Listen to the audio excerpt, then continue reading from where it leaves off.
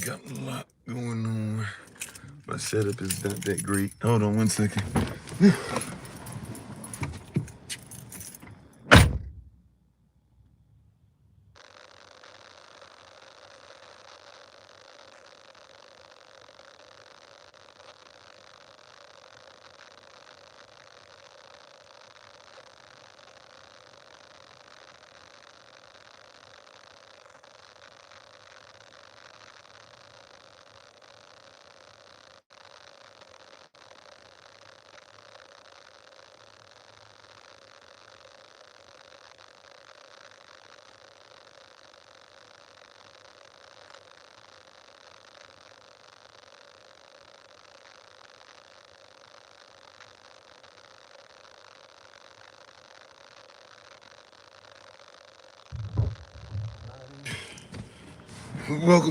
Welcome.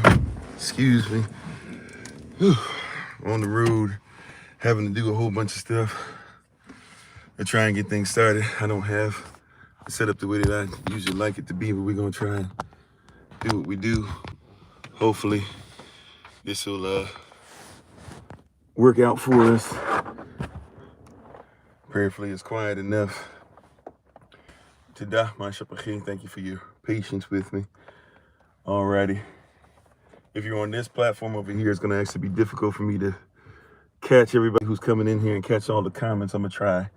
All right, I promise I'm gonna try, but my setup is very interesting for today, let's say the least, on the road. So I'm trying to do a few different things that normally I wouldn't have to do. Quick mic check. Hopefully this will work. Actually, this might work well. I had to do this a lot, but that's okay. Can you guys hear me okay? Yes, no, maybe so? Definitely you can. Mic check.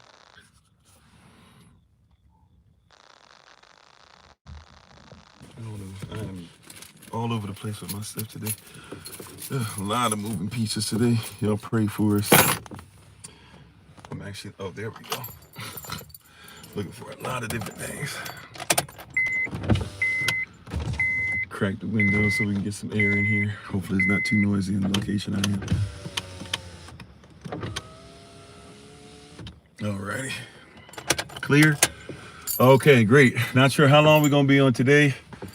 Praise Yahweh. Pray for us. We're gonna be on the road probably for at least a couple more days. Has some stuff that kind of popped up out of nowhere.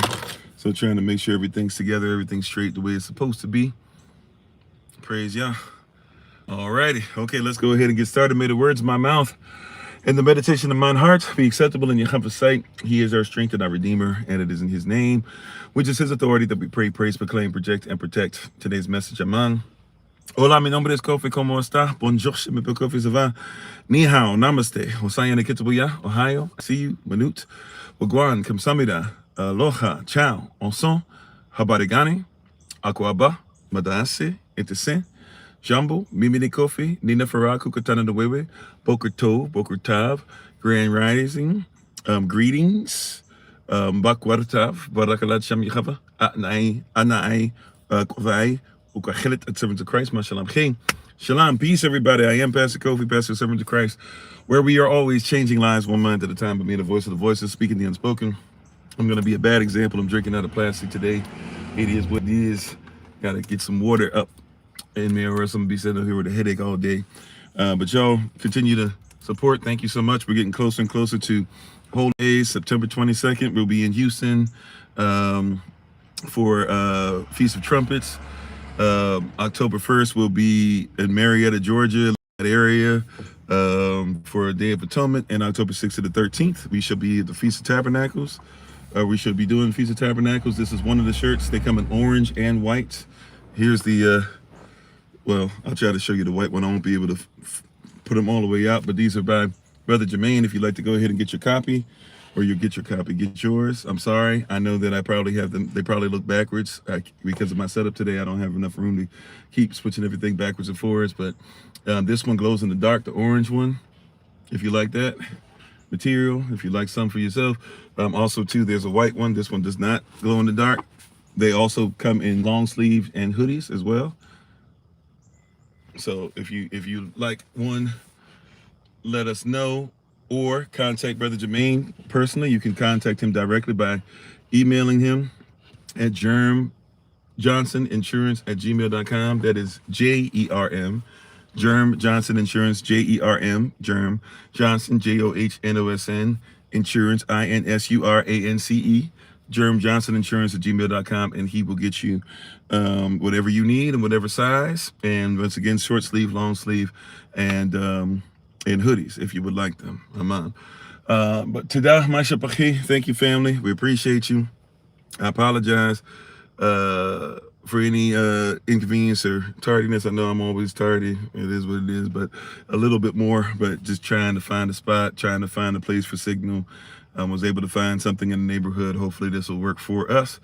And we appreciate you. And once again, if you want more information, all that stuff, or if you join us for the holy days or anything that we do, of course, you can always join us virtually if you can't join us physically. But that's the schedule coming up for the foreseeable future. We'll have prayerfully, you'll have to give me maybe a little bit more time than usual, but prayerfully later today, you'll see the schedule for the rest of the day put out on our Google Calendar invite. And I know that there's some that are trying to get in touch with me today for different reasons. If you can just simply contact me in between the live sessions, and if you need to leave a message or a text message, a voicemail, whatever, I will try my best to look at as much as possible. But we are in fact doing a lot of travel and some other things that are coming up during our travel, and some things that we need to get done, period, that we're still catching up on. We're always catching up on something. That being said, thank you, everybody. Thank you for those who came out to Early Rise of Bible Study Session. If you're not aware, Early Rise of Bible Study Session I saw some persons who were trying to come on at the end. It's always at 6:30 a.m. New York time. All right, the times that we usually put out are New York time, no matter where you are in the world. Also, too, if you missed the 4 hours of power, it's still up on YouTube. I'm going to leave it up for probably another couple weeks, probably, let's see. Or let's say I'll leave it up until the Day of Atonement, more than likely, at least. It'll be up until the Day of Atonement, which is next Monday. Not today, but Monday coming up after this. So you'll be able to find it there. If not, you should be able to see it on Patreon. I'm making sure that I'm going to post it in the Facebook group.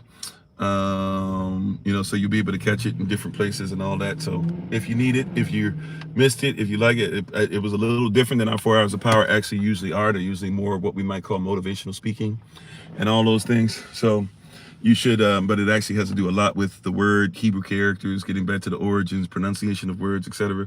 So prayerfully, you'll find something in there that, blesses you and is to your desires, to your liking. We took a lot of time and effort to put into it, and hopefully you guys enjoy it.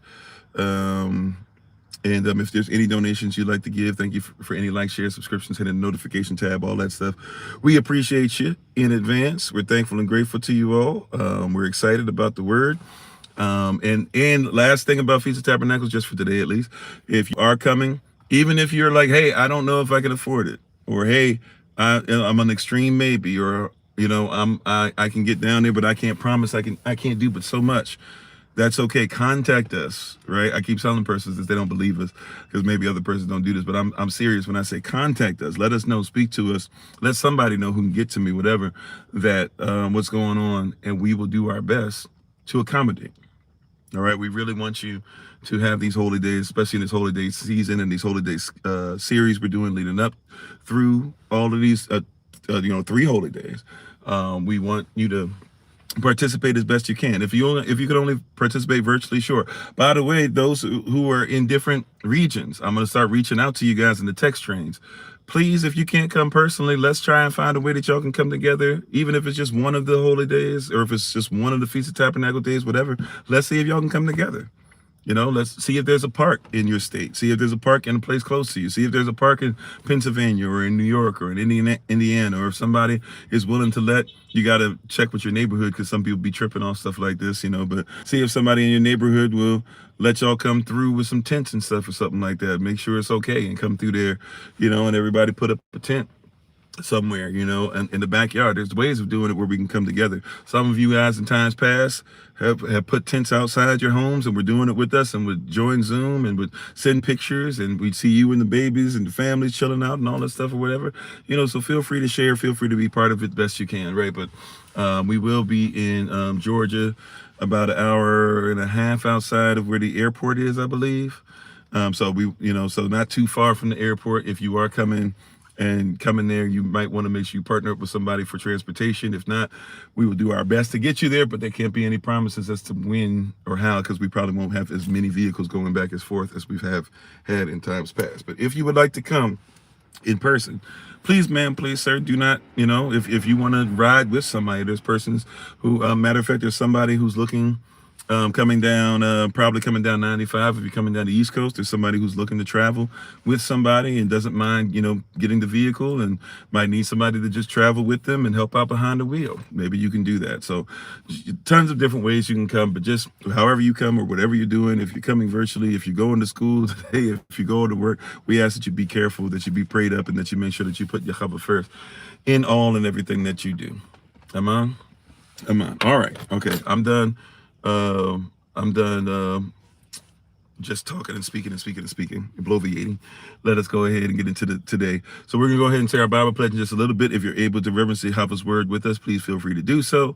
That being said, I'm gonna say shalom and peace to everybody real quick. Once again, my setup got me to where I'm gonna be doing a lot of this. So if I'm looking in between a lot, or just trying to figure out where stuff is, or if I'm behind on the comment section and all that, just please forgive me. I'm a human being. I'm going to do the best that I can. But let's get into this. How you doing, Elder Anais, Sister Beck, Brother John? Shalom, shalom, peace. How you doing, sir? Hopefully all is going well.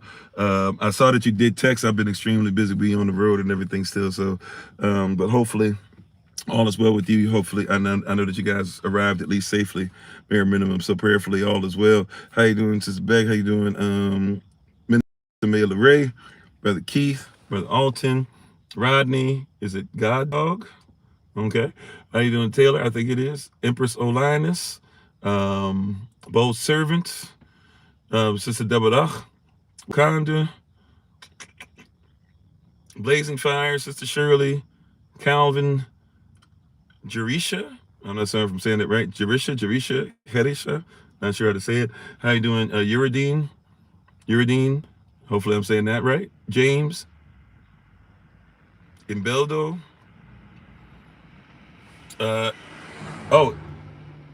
Itazuke Air Base. Welcome back. Japan in the house. We have to figure out, man. Japan is making a little bubble. Australia's making a little bubble. We're gonna have to figure out how to get you guys incorporated. What time is it in Japan? How far are you guys? I know I asked you that before. I should know, because I used to know when I was stationed in Hawaii. I used to know what you guys were. And when I was on the, what they call it, I can't remember, the USS Blue Ridge used to come through y'all too. But hopefully you're doing well. Thank you. Welcome back. How you doing, Sister Kimberly? Praying for you. How you doing, Sister Judith? How you doing, Hilcar, Joni, George, Loco, Boolicious, Dove, Peggy, James, Indigo, Starseed. And if I miss anybody on any platform, shout it to my head, not to my heart. Thankful and grateful to have you all on. We appreciate you very much. How you doing, Black Lion? Shalom, peace to you. Bagwan, shalom, hola, right? Salud, etc., namaste, all that stuff. But shalom, peace be upon you. Bodak at shalom. Blessings and peace be upon everybody who's coming in today. Thank y'all for the love. Alrighty. So we're going to go ahead and get into today in our Holy Day series. Once again, not sure how long we'll be on. Probably be well, we might go the whole time. Not sure. But we'll go ahead and say our Bible pledge real quick, and then we'll jump right in. Our Bible pledge is as follows. This is my Bible. This is my sword. In this will I trust. For Yahshua is Lord. No sword of God shall ever be heard. For this is my Bible, and this is Yah's word. Atsham Yahweh. Aman. Within Yahweh's Shem, his name, his authority. Let it be done unto us. You may be seated or go back to what we're doing in the presence of the Most High Yah. Today we are speaking, continuing our Holy Day series. We're going to continue all the way through October the 5th. And today we are speaking specifically on our dietary habits. Our dietary habits. Because a big part of the Holy Days is keeping everything whole, holy, one, the way that the Most High said, including what we eat. When we eat, how we prepare, etc., right? Because when we come together, so feasting is a huge deal. Matter of fact, the Feast of Tabernacle or Feast of Unleavened Bread, Feast of Trumpets, Feast of Tabernacles. 3 out of 6 of the holy days have feast in the title, even though technically in Hebrew we wouldn't call the Feast of Unleavened Bread. It's not in Hebrew. It's not called that. It's literally just translates to unleavened, but it is a feast. It's a time of eating, right? But each time in these holy days, feasting is basically a big part of it, except for the Day of Atonement, which we still can come together. We can still eat together and stuff like that. But obviously the focus is a little bit different. You could say food is involved as far as if you want to talk about sacrifice. Maybe we could go there, right? But what we eat is a huge part of. Remember, as we've been talking about, these holy days are an extension of who Yah is, of who we are, of who the Most High is, right? So these feast days, or these holy days, period, are an extension of Yah's will for his people. So if we are in Yahweh's will, then we will feast or eat or partake the way that he commands. If we don't feast, eat, or do things the way he commands, then we're still outside of his will. And let's see, Thief Jaeger, whatever it is, we're gonna go ahead and put you on timeout. Thank you for being on, though. And you a monster, okay? I'm monstrous because I'm big and black, is it? Cool, no problem. We'll go ahead and just report you real quick for hate speech. I'm not even gonna mess around with too much of this today. I'm be honest with you. I don't have it in me too much. I'm still gonna be patient. I'm usually pretty patient and stuff, but today I'm not even gonna. Yeah, they starting already. Praise God. That means the word must be powerful. So today, and I apologize, even though I really don't care about my appearance, I don't care about the new growth and all that, but I have been extremely busy. I got feathers and stuff all up in my hair. I don't know if they're still there or not. I have been I've been working diligently on some things, and we've been providing and doing some things on the road. Even though we've been on the road traveling, we still got business to take care of. So I'm all over the place, but hopefully I'm not too crazy looking. I know for some I'm disheveled or whatever, but I don't, there's certain things that I just keep as far as my personal, not just belief, but also my personal promises to the Most High Yah. So it is what it is. But hopefully you guys can hear me in spite of whatever. I'm a little tired, so y'all have to work with me today. How you doing, Matt? Everybody coming in. Australia in the house. GC. I'm on. Yep, Feast of Trumpets. So I'm not sure. I keep forgetting. Australia, I think it's like, is it like 12 a.m. in Australia right now? A little after that? I keep forgetting exactly where you guys are. I got to get it in my head. But I'm not sure if you're doing Feast of Trumpets with somebody over there or not. If you are not, or even if you are and you got time and you want to do it both ways, we will have, I think we'll have on YouTube at least. We'll also have on Zoom, Feast of Tabernacles for us virtually on the 22nd. So it'll be, I got to double check. I think it's like around 2 p.m. New York time. It's going to be 2 p.m., 3 p.m. New York time, something like that. But I have to double check the time. But if you're available, whatever time it is, you can feel free to come. Shalom, sis. Don't make me cry. Shalom, sis. How you doing, Auntie Mary? Alrighty. I was expecting, but I wasn't expecting. Love you. Love you, love you, love you. Okay. I was sitting there, I was going to send you a message. Still going to send you a message, but I'm thankful to see you on. Okay. See, y'all, I love y'all. Y'all be messing with me. I'm literally about to cry. Okay. Let me get myself in order. Amen. Alrighty. So anyways, not anyways, but y'all get what I'm saying. Love y'all. I'm trying to. Okay. All right. But we're thankful for everybody. We appreciate you. If you are in Australia, whatever time that is, we'll try to put the times out and the flyers and everything out for you guys, and hopefully you guys can join us. You like that these days too? Yeah. How you doing, big brother Charles, double OG, triple OG? For those also too, I'm still praying for sister. I don't know. I'm gonna ask her if we can say publicly. There's somebody who's lost a loved one, and we don't know if we can say it publicly yet. But for those, and we're still praying for Sister Kimberly. The loss of her father. We're thankful and grateful. There's a brother who we thought father might not make it. but looks like there's a possibility now, and he's gonna be obedient to what the doctors and his family are saying. So we're praying for them as well. You guys know who you are. And continue to keep Minister Moselle in prayers we've been doing, and everybody, Minister Samela Ray, everybody continue to keep each other in prayer.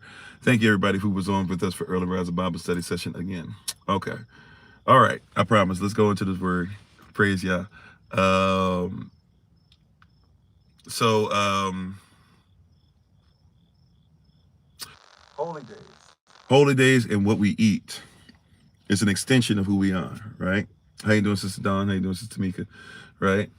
But yeah, come on. You're gonna have me shouting up in this car now, Sister Shirley. Don't do it to me. I'm an emotional creature in this moment in time. Don't do me like that. Yeah. So today we're talking about these holy days, and we're continuing the holy day series, and we're speaking specifically on the food, right? Specifically on the food and what we eat. There's a reason why we eat what we eat, and why we're not allowed to eat what we're not allowed to eat, and we are guided by the Most High Yah and His will to be obedient to law. And law doesn't give rights, right? Law protects rights, right? Law doesn't give rights. Law protects rights. It stops me from being in something that could mess me up in different ways, shapes, or form, right?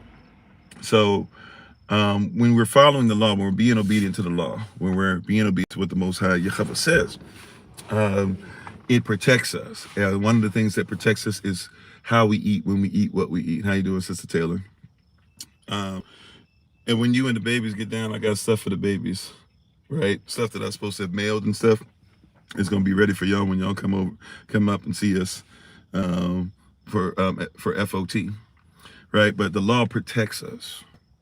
The law protects our rights, our eternal rights.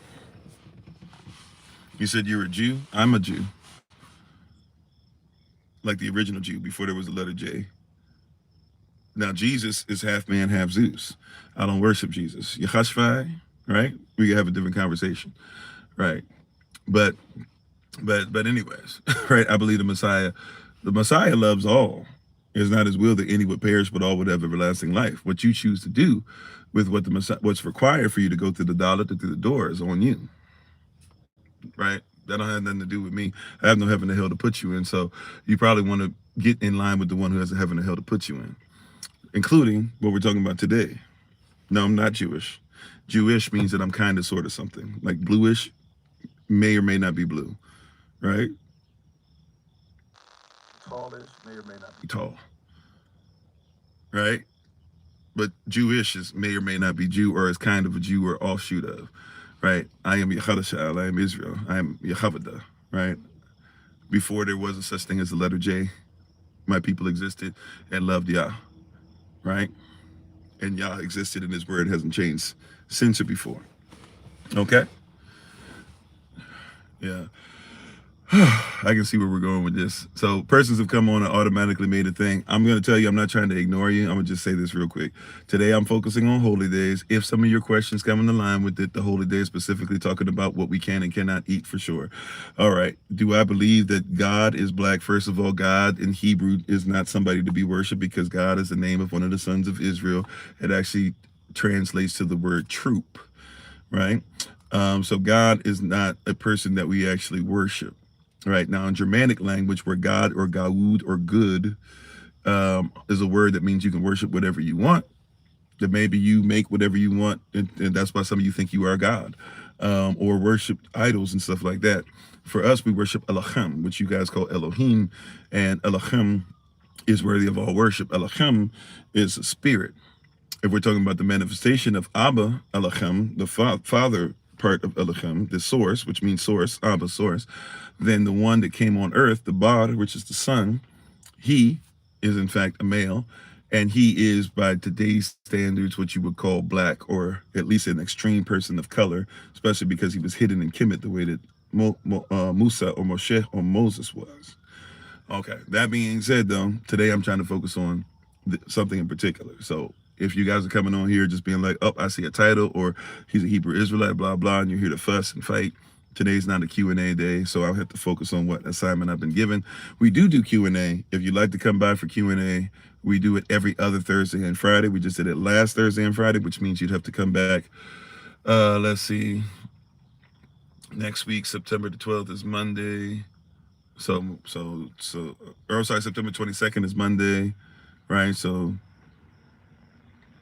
Tuesday, Wednesday, Thursday, September the 25th, you can come back, or September the 26th, you can come back and fire away as many questions and stuff as you want, and I will get to you. But I got to stay committed to the word. I know a lot of you guys want me to go off of it. I'm glad we're getting a lot of new faces and numbers are growing and all that, but we have to stay committed to the word. All right?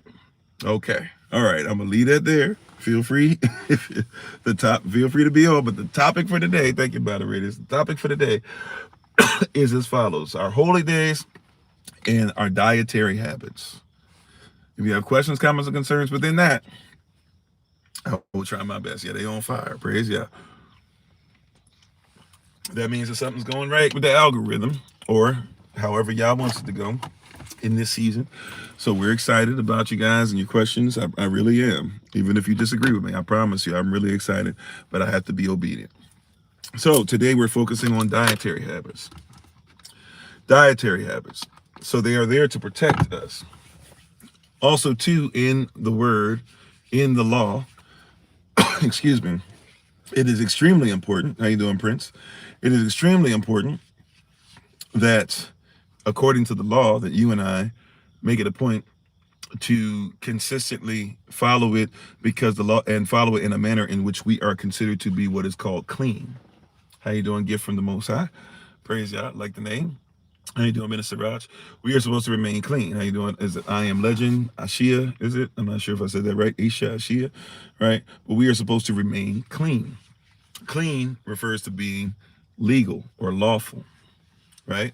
So if one is clean, oh, speaking of which, clean hands, sorry. Right, whether we inside or outside, still got to do clean hands. But yeah, so we are clean, we are lawful, we are legal, right? David even says, right, when he sins, I'm about to get the wrong psalm. Somebody gonna help me out. Is it Psalm 51, the 51st division of Psalm? Create in me a clean heart, right? And renew within me a right, lawful standing, right? That I might not sin against thee, that I might not miss the mark against thee. Create in me a clean passion, that, right, my passion, make my passion clean. Make what I'm passionate about. Thank you, sis. And thank you, sis. So make what I'm passionate about lawful. What I was passionate about ended up going away from your will, but I still have this thing in me where I'm still passionate about you, but you're going to have to clean up my passion, right? One of the things that the law does, it helps to redirect one's passion, right? Paul, before Paul, right, the apostle, Paul, before Paul became Paul, he was first Saul. Saul was passionate. Don't miss that. How you doing, Lord? Right? But Paul was passionate. If you'd like to do the Bible pledge, feel free. I'm not stopping you. I love when people want to do that. Praise God. But Paul was passionate. Saul, was passionate. He was passionate about Torah, at least what he thought Torah was, or what he thought the law was. You said I'm loud and clear, but very blurry. It could be, yeah, I think it has something to do with the signal. I'm trying to actually use this. I'm in a bad spot. This is the best I can do, kind of, on, where we are. I left where I was, trying to find a signal. So I found a place, and I've been here before a long time ago. I know that it's not the best place signal wise, so I'm just trying to get something out today. I apologize if it's blurry. I'm just trying to get something to you. Had I not got here, who knows how long it would have been before I started. So at least hopefully you can hear me. Maybe it'll get better. I hope it doesn't get too much worse, but as long as y'all can hear and see me, okay, I'm having to use something that bouncing off of multiple things just to be able to get a signal out here. But thank you for letting me know, though. If you can hear, pray, all praises. All right, amen. All right, so as long as you can hear me, I apologize. I think on this platform, if you can even see me pointing, if it's that blurry, this platform over here, it's coming off as blurry. It's coming off like a halo over there. Cool. I can't even see over here, to be honest with you. I can't even see anything. So y'all just whatever we can do. I can see your comments, but I can't even see my picture on here. How you doing? Is it Yakova House? Right? It provides care, strength, direction, sure, and protection. Right? Someone who cares for you would protect you. Somebody who's strong enough to protect you is important. Somebody who directs you should protect you with they direct, for sure. So the law doesn't necessarily give rights. The law protects rights. Right now, you're given the right to do things if you follow the law. But you have the right of free will to do whatever you want. Right. So Saul was very passionate, but it wasn't according to the will of Yah. He was passionate to the point to where he was taking persons' lives. Right? With the stoning of Stephen, excuse me, excuse me. Right, like with the stoning of Stephen, I might have to leave y'all for a second and try and get some more water. Anyways, with the stoning of Stephen, remember, Stephen is stoned, right? Who we call Stephen, who we call Stephen. He is stoned, and when he's stoned, who is there watching over the coats, watching over the jackets, basically being in a position of power. Matter of fact, he's in such a position of power. If you look at it, right, and you look at the context of it, he's in such a position of power, he doesn't even have to get his hands dirty. Now, we don't know this for sure, but this kind of might even tell us that, hey, he might have even said, hey, y'all do it. And then said, put your jackets here, I'll watch over him. And then he just stood there, right? We're not sure, right? But there's some things that insinuate that there's at least some kind of power dynamic. We know he's in the Sanhedrin. We know he's a Hebrew of the Hebrews. He says this himself. We know that he's of the branch of the family of Benjamin. We know these things about him, right? But he was passionate. He's riding on his way to try and get more followers of the way. There was no such thing as Christians yet. He's on his way to get followers of the way. He's on his way to get Israelites that believe in Yah, or those who have been grafted in, who believe in Yah. He's on his way to get them, or not even Yah, excuse me, and Yahashivai, because remember, their belief was that Yahashivai was blasphemous. What does it mean to blaspheme? To say that you are the Most High when you are not, right? Or to say that you represent him and are not, right?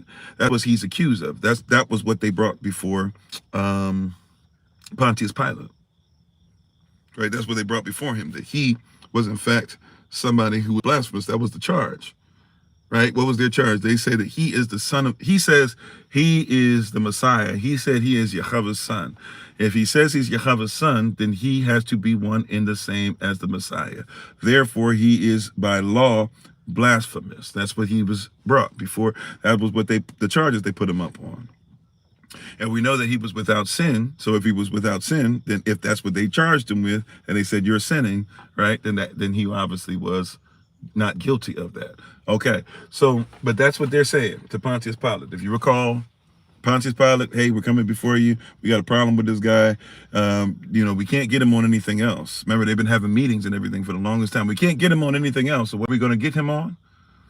We're going to get him on blasphemy. He says that he is the Messiah. If he says he is the Messiah, then he has to be one and the same, right, as the most, the Most High Yah. We know this. This is what we believe. He says he's the Messiah, so we're bringing him on these charges. And Yehoshaphat never denies that he said he was the Messiah. Matter of fact, when Pontius Pilate says they say you are a king, what is your response? He says, it is as you say. Right? He didn't talk until he didn't even talk to them. He didn't talk to anybody until they actually recognized his position as king. Right? Because he respected his authority. He didn't just look at us as some quack. Right? He didn't look at us as somebody that's crazy. He didn't just say, oh, okay, these cats in my pocket anyways. He said, no, let me holler at you real quick. They say you're royalty. Is it true? And they say that you say your kingdom's not of this world. Is it true? And he said, it's as you say. Now, once this happens, right? That's what he's charged with, right? Our Messiah is charged with what? With blasphemy, with being who the Most High is. So Paul, who is Saul at this moment, is on his way to attack those who he thinks are blasphemous, because they support blasphemy, and they support this person who they took out, who said he was the Messiah. All right, thank you. You have a blessed weekend as well. How you doing, Sister Carla? So all these things start happening. All these things start coming up. And I'm sorry, Saul is on his way to get.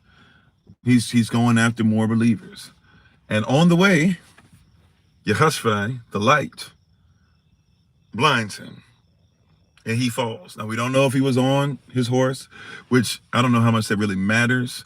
But there are persons who will argue so much about, was he on his horse? Was he not on his horse? Blah, blah. We don't know. We know he fell. And he fell down blinded by the light. Or at least he couldn't see anything but the light. And within the light, he realizes he's talking to Yehoshua. Yehoshua basically reveals that he is the Messiah. Then after he leaves, Saul is now blinded, and he becomes Paul. He uses Paul because he knows that Paul is diligent, right? He knows that Paul is diligent. I'm sorry, Saul. Saul is diligent. Saul believes what he believes. Saul will go to battle. Saul will take life. Saul will do the only thing. He's diligent. But he realizes Saul's diligent about what? Not being in the truth. Right? Saul is not diligent as far as being in the way. He's diligent. He thinks he's following the law. But remember, according to Malachi, Yehoshua has come. Malachi chapter 3, verse 1, Yehoshua has come himself to ensure that he straightens the way, he straightens the path. He gets things correct the way that the Most High Yahweh wants, and to give us the law the way that it should have always been. So he comes, and he comes through, and he does exactly, and so he's blinded, falls, and then after that has to go through a reclamation process. He has to go through a salving process, or a salvaging process, or a salvation process, working out his own salvation and becoming worthy. He even has to go before he starts doing what he does. He actually has to go in Galatians. He has to go before John and other disciples, and has to show them what he's learned, has to tell them who he is, has to show them that he knows the word, and has to show the relevance, and has to show lawfully that what he's about to start speaking and preaching and teaching and writing matches what the Most High Yah says through his son Yehoshua to us through Ravak HaKodash and the vessels that he'll use. Right? He has to go through a process of becoming cleansed, of becoming clean. Cleanliness is extremely important. Cleanliness for us is law. If it's not lawful, it's not clean. So when you hear this term clean, created me a clean heart, things of that nature, we're talking about law. How you doing, Omex King? Long time no talk to. Right? So when we're speaking on these things, law is extremely important. Right? It is divinely important. It is eternally important. If one doesn't obey the law, Shalom, Achet Shima, how you doing? Right? If one is disobedient to law, hear this again, beloved. If one is disobedient to law, then one is disobedient to Christ. Because here's a question for you. Is Christ the word?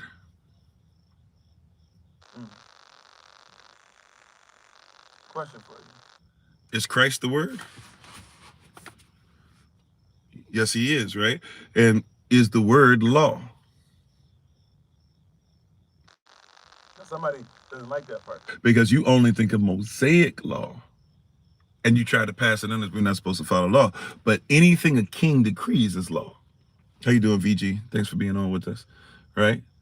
Anything a king decrees, anything royalty decrees in their kingdom, in their so-called queendom, whatever, right? I'm not trying to dismiss, female or male or whatever, right? But royalty, whenever royalty over territory says or does anything, whatever they say or do is law. So much so that that person must be considered to be the ruler, right?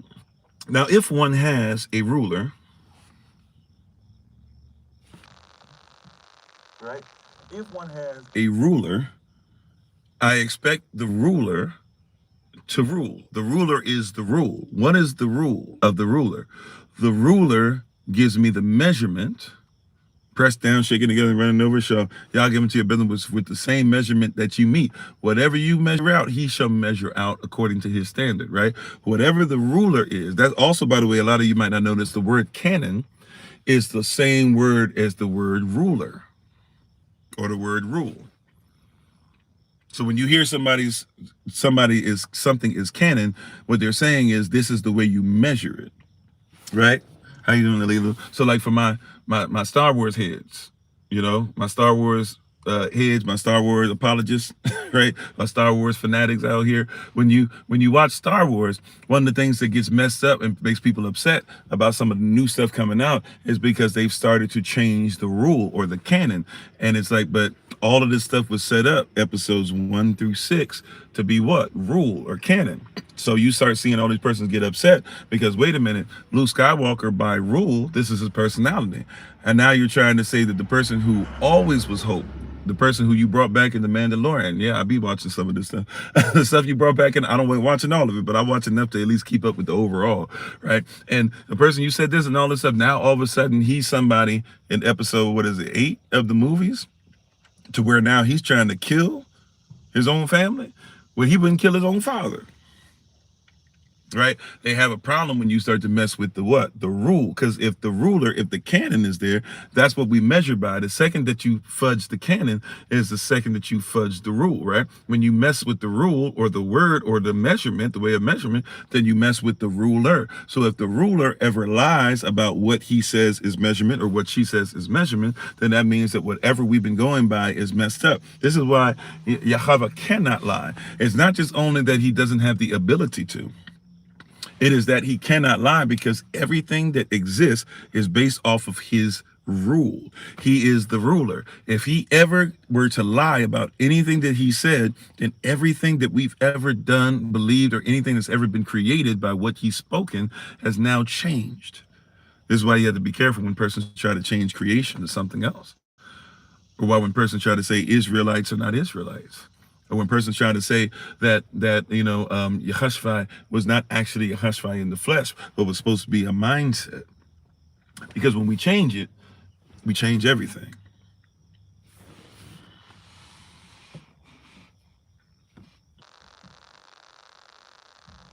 Right? When we change that, we change everything. You see? So we're having a problem because a lot of persons have changed the rule, the ruler, the canon. And because persons have changed the rule, the ruler, the canon so much, it's difficult. It's difficult. That's right. As a matter of fact, it says that in Malachi, right? Malachi is a chapter, I think it's chapter 2 or chapter 2 or chapter 3. Malachi, excuse me.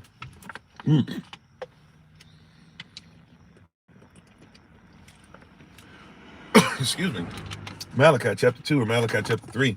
It says it in there where we're told that there are many persons, right, who have to start calling what they call the proud.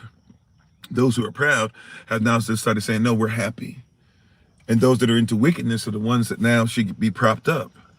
Because if you're going to dismiss Yah's law and dismiss Yahweh's love, which is the context of Malachi, right? Or it's actually named the burden of the word of Yahweh to Israel, but we call it the book of Malachi nowadays, or the scroll of Malachi. That being said, it's hard, right? If you know that Yah's word says something different, and you're going to keep being proud enough to do whatever you feel like doing no matter what, then at some point you have to start changing the law. And when you start changing the law, you have to start changing the word. And when you start changing the word, now we got a really, really big problem, don't we? That's right, changing one jot or one tittle, which we're told not to, we're commanded not to by Yehoshua, our Messiah, Matthew chapter 5, verse 18. We should not do it until heaven and earth pass away. And last time I checked, heaven and earth have not passed away. His word, his law, even the handwriting should never change. Right? His word, his law, even the handwriting should never change. You got what I'm saying? So many changes and so many persons doing all this stuff and doing stuff outright evil and wrong and period. Right? But his word is never supposed to have changed.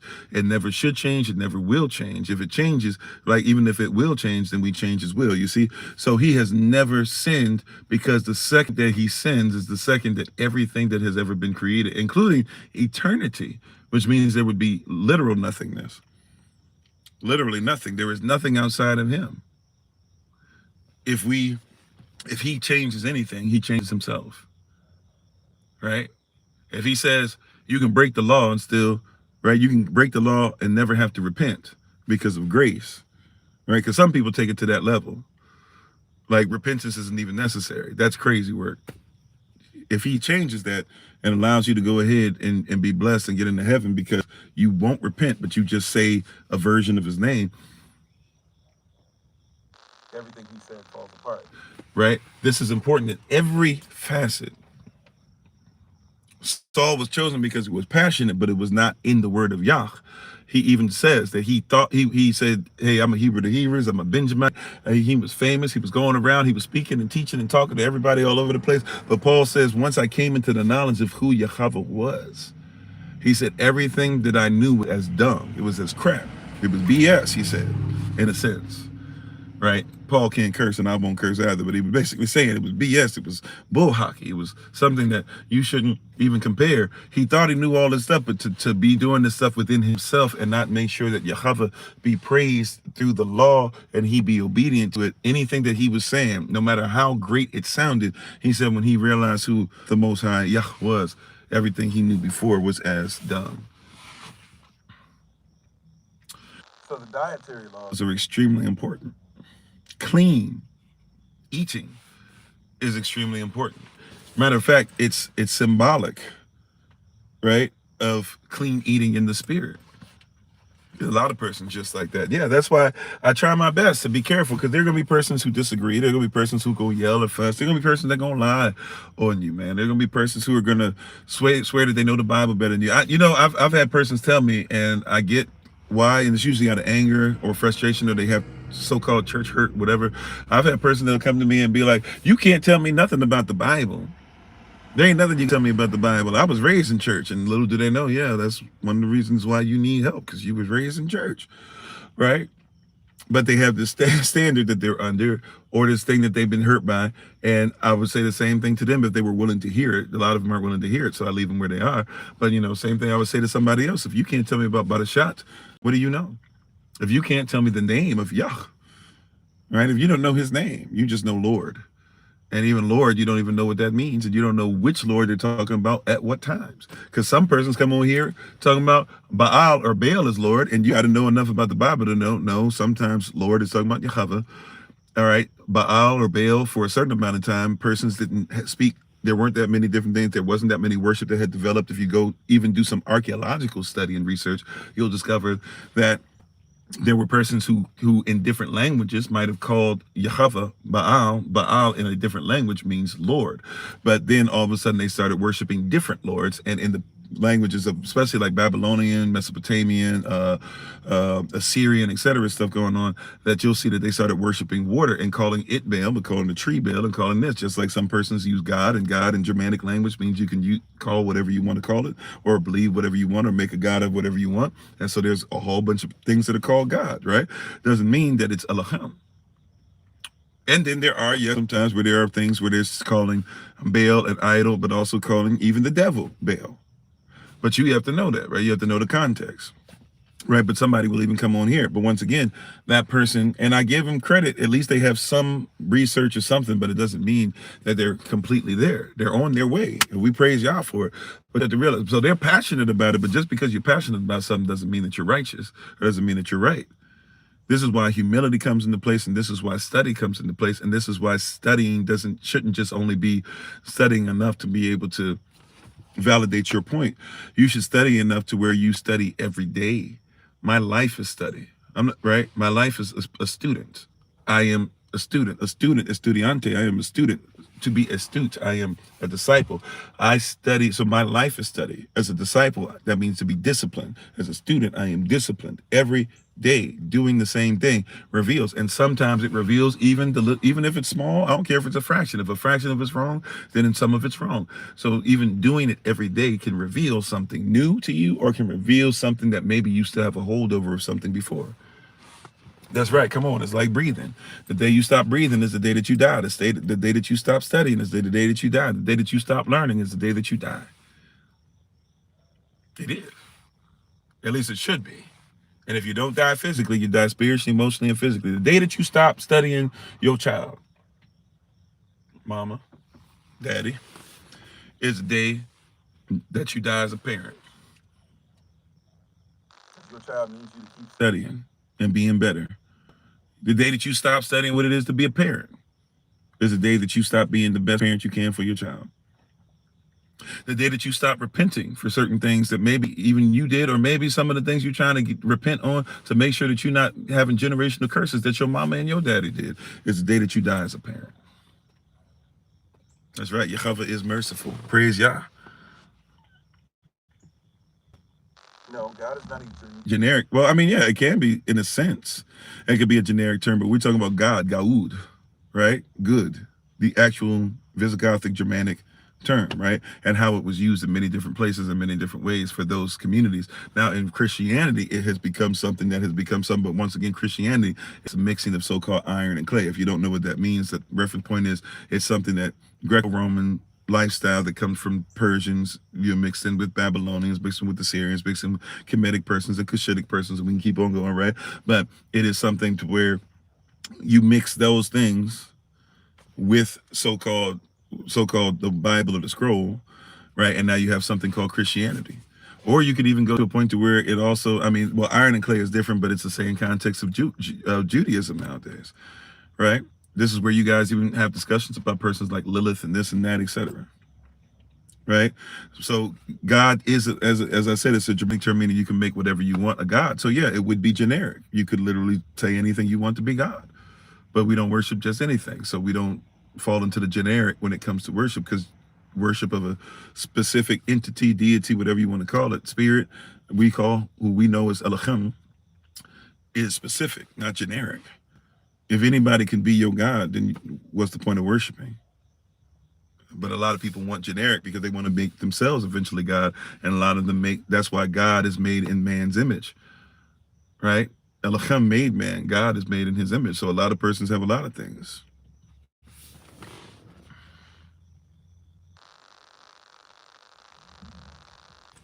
Right?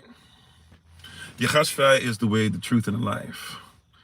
Right? And if you're doing a whole thing where you're not going to listen, you're just coming on here saying the same thing over and over again, and you have Jesus in all caps, which I don't even think you know what that means, but you probably just seen somebody do that. I'm just go ahead and let you go for today. Okay? Thank you so much. But for those that are listening, right? We know that there's specifics, and once again, persons want generic. I like the way that somebody put that, because that actually helps out what I'm saying, right? Right? Generic. A lot of persons are generic. You say it describes an action, though, not the thing itself. That's not true. You're saying that God. Well, it depends on. Okay, I'll give you this, and I can't stay on this because I'm focusing on dietary law. That being said, I'll give you this. Etymology-wise, depending on the context and depending on what culture, because when you talk about Gallic, Gothic, Visigothic, Germanic, Franc, these are all the same people, right? Spanish, it's the same people, right? Depending on the culture, we can have a little bit of leeway in how we're putting it. But if we're talking about overall, yes, it is a generic term that one can apply to anything that they would like to worship, including themselves. Now, in Hebrew, God is different, but that's talking about connotation more so than denotation, right? I'm assuming that you know the difference in which, since you're talking, so I'm gonna treat you as somebody who obviously has a little different level of relevance, or looking at the relevance of this. I'm slightly different than others, right? So, and you have a little more intimacy with the subject matter. Right? But it's still a generic term that persons are using to say, this is what I want to be able to do. So I'm going to create something with bits and pieces of this and that or whatever to make it what I want. Right? Lauren, I don't know what you're coming on here again with the whole blocking stuff. Obviously, you're not blocked if you're on, and if you're on, you're welcome to go ahead and stay. I don't know what's been going on. There's like a thing where it seems like in the comments recently, by the way, seems like there's a lot of fights being picked. You don't have to pick a fight, just come on here or whatever. And if you have an issue, right, then feel free to come and holler at me personally. My information is in the description. Text me and we can have a conversation about it, right? But doing the whole thing of the public thing, that's why it becomes a thing where it's a distraction, right? We don't have to do all that. We can just use this for what it's for, teaching and coming together. And if you feel like there's something that somebody's doing or whatever and you want to voice it, my number's on there, okay? Text me. Okay, so on there twice. There's 2 different numbers on there. Text me and let me know. All right, there's an email on there, right? You can DM, you can do all types of stuff. Feel free to reach out. And thank y'all for the love. Okay, but It's a weird thing when, you know, you're not blocked, obviously, and even with the stuff now, if somebody takes your stuff off the screen, you can still hear and see, and you can still put other stuff up. Now, if you get to a place where somebody mutes you, that just means that you can't speak for however long they mute you, including even if it's a 24-hour period or something. Then you just come back tomorrow and you speak. Okay, alrighty, but and thank you, moderators, for what you do. I'm not mad or frustrated. Anybody is very odd when persons, it seems like it's like a pushing thing. That's a spirit, right? I want to say that to all of us. That's a spirit. If if you believe that what we're saying here is led by Holy Spirit, or even if you believe you should challenge it, you can challenge it. Try the spirits to see if they are of Elohim. So you can have disagreements all you want. Try them, put them on trial. But that also means try to live it. Try to see if it works. If you're questioning, don't just question for the sake of questioning. Question it because there's actually genuine, like, I want to do that. Now, if you're just questioning just because of the sake of questioning, so be it. But it feels like there's something there that's bigger than just, oh, I'm doing because I've never met you in person, even though that doesn't matter. We still have the love of God for you. But I haven't met you in person, and I haven't done anything to you in your personal life. But if there's things that are either a reminder of a holdover or something else, then there's some healing, which we don't mind walking that journey with you. But there comes a point, and I don't like to deal with this stuff publicly, but I'm just saying, because a lot of this recently has become, you guys are putting this stuff out. The way that we try to handle this stuff is behind the scenes, at least until it becomes a distraction or becomes something so bad that we have to bring it before everybody to make sure everybody knows what's going on, right? But, if there's an issue that you feel like you have with me personally, just reach out. I'm not hard to find. I might take a little bit getting back to you just because I'm busy and stuff, especially in this season. These 3 holy days back to back to back and traveling and all the stuff that my family's doing, making sure that my family's just safe and being a father and husband and all that stuff, obviously. But if you have an issue, I promise you, like, you can reach out. If you have an issue with one of the members, I promise you can reach out.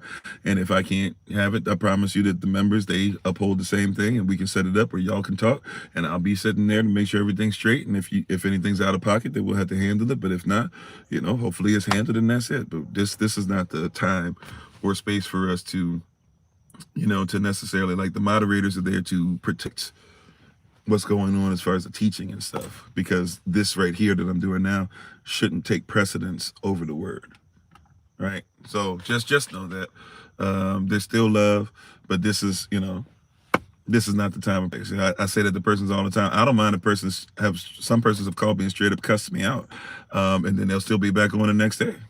Just as long as they know once they finish cussing me out, I'm gonna say my piece too. But yeah, that person that straight up cussed me out or just told me that I'm a fraud, and then they've been back the next day. Cool. Right? But we're talking about holy days.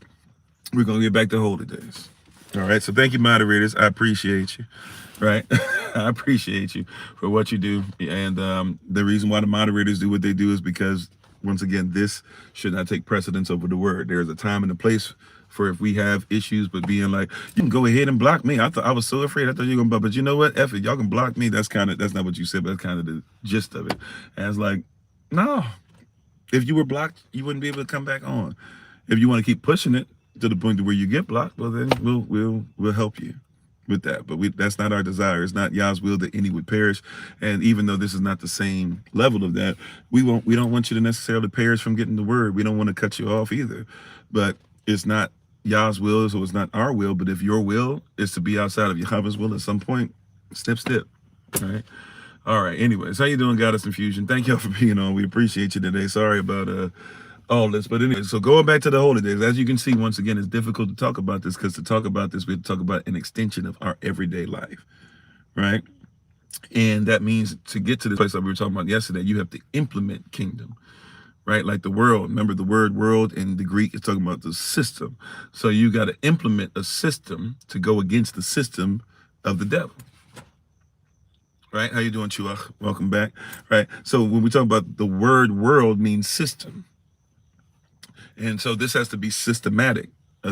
You have to implement kingdom, which is it's a system within itself, systematically put in order to make sure that there is no authorized chaos or confusion in your life. And if you are dealing with chaos or confusion, then it means you're part of a system that authorizes that opens doors to that, right? And we are trying to give you something different, including the holy days, but if we talk about the holy days, we have to once again focus on today, our eating habits. They are reflections of what is going on. See, what you're doing in the physical is a manifestation or a reflection even of what's happening in the spirit, or even a parallel to what's happening in the spirit.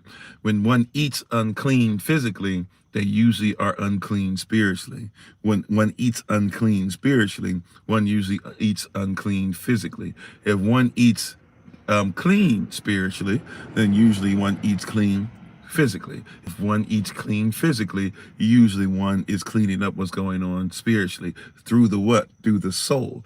In the Hebrew, we would call it the kahan. In the Greek, we would call it the psyche. Yes, the psyche. So one psychology is the logic or the study of the soul. If one is a psychologist, a true psychologist is proficient, ist, proficient at the logia, the logic or the study of the psyche, the soul. So when one eats clean, it affects everything. When one eats dirty, it affects everything. All glory, all praise. Mom. That's right, man. Should not live by bread alone. So when one eats clean, right, we're talking about lawful. Creating me a clean heart is my heart is not lawful. To the point to where 2 Timothy chapter 4, when it says sound doctrine, right, we are charged, especially as leadership, especially as preachers, especially as the sons of those who've come before us in the priesthood, in the Levitical priesthood, right? Or those who are grafted into the Levitical priesthood even. Those who are coming in and are preaching, we are charged to give sound doctrine. That word sound there is in the Greek is actually the word hygienikos, which if you heard how it sounds, the connotation actually gives away the denotation. In other words, how it sounds gives away the definition. The word hygienikos means hygienic. So it is a Greek term trying to describe a Hebrew philosophy, right? That means to be what? To be clean, to be lawful, to be legal. Even the animals that we sacrificed, right? We were talking about sacrificing yesterday a lot. We got kind of stuck on that, but even the animals that we sacrificed, they were supposed to be what? Clean, right? Malachi, we've just finished that series not too long ago. I believe we finished it last Monday, or no. We finished it on Friday. And we finished it. But in that series, you see that in chapter 1 and chapter 2, we were giving Yahweh things that were not what? Clean. Bread that was what? Unclean. Animals that had legions, animals that were sickly, right? Animals that we wouldn't even eat ourselves and we wouldn't give to those that are governors on earth, but we were putting them on the altar. And Yahweh said, I got a problem with that when you do that, because you're giving me the leftover. And when you're giving me the leftovers, you're giving it to me because you know that you wouldn't eat it yourself. This isn't leftovers like in your fridge. This is the stuff that's there. Maybe somebody who's really, really, really like has no other alternative would try to eat it. But for real, no, we ain't gonna do nothing with it. Let's just throw it on there. And we'll keep the stuff that's the first fruit, if you will. The stuff that comes first, we'll go ahead and keep that for ourselves, and we'll give Yahweh the leftovers. The Levites were doing it. The fathers were doing it. Israel as a whole was doing it. And he said, enough is enough. You're supposed to be my wife. You're supposed to be sacrificing and keeping your marriages together, but you're giving me the leftovers. You're divorcing the wives of your youth. In other words, when you get to be in your midlife crisis and all that, you're going ahead and leaving them alone and going out to people who don't even believe what we believe and trying to start all over again and everything like that, when you're supposed to make sure you stay with the woman who's committed to you. All these things, these are sacrifices. These are things we offer up. And y'all said enough is enough. You're robbing me because you're giving me the leftover, the thing that you wouldn't keep and that you wouldn't dress. Remember, your wife, now I'm not saying y'all doesn't want to make sure he takes care of women. Hear what I'm saying though? The responsibility of taking care of the wife is yours. The Bible says that if a man will not take care of his wife, he is less than an infidel. Why are you giving me stuff that you won't take care of yourself? And that you're leaving hanging, and that you're not taking care of, and all this stuff. You're offering me foolishness, and then you have the nerve to cry tears on the altar. You have the nerve to all of a sudden put tears up and cry and say, "Y'all still be with me. Y'all still bless us. Y'all still keep us." Like I'm supposed to go ahead and act like that's okay. Because Israel is supposed to be Yahweh's wife. Jeremiah chapter 3 tells us that. That's right. Them crocodile tears. Some of y'all call them Karen tears, right? Them tears that the mayor of Utah had when he was sitting up there talking about, man, I was praying for the last 33 hours that it not be one of ours. What you praying to me? What kind of prayer is that? Is that a clean prayer or a dirty prayer? Is that a lawful prayer or an unclean prayer? I was praying to them. I was praying diligently. Please don't let it be one of us.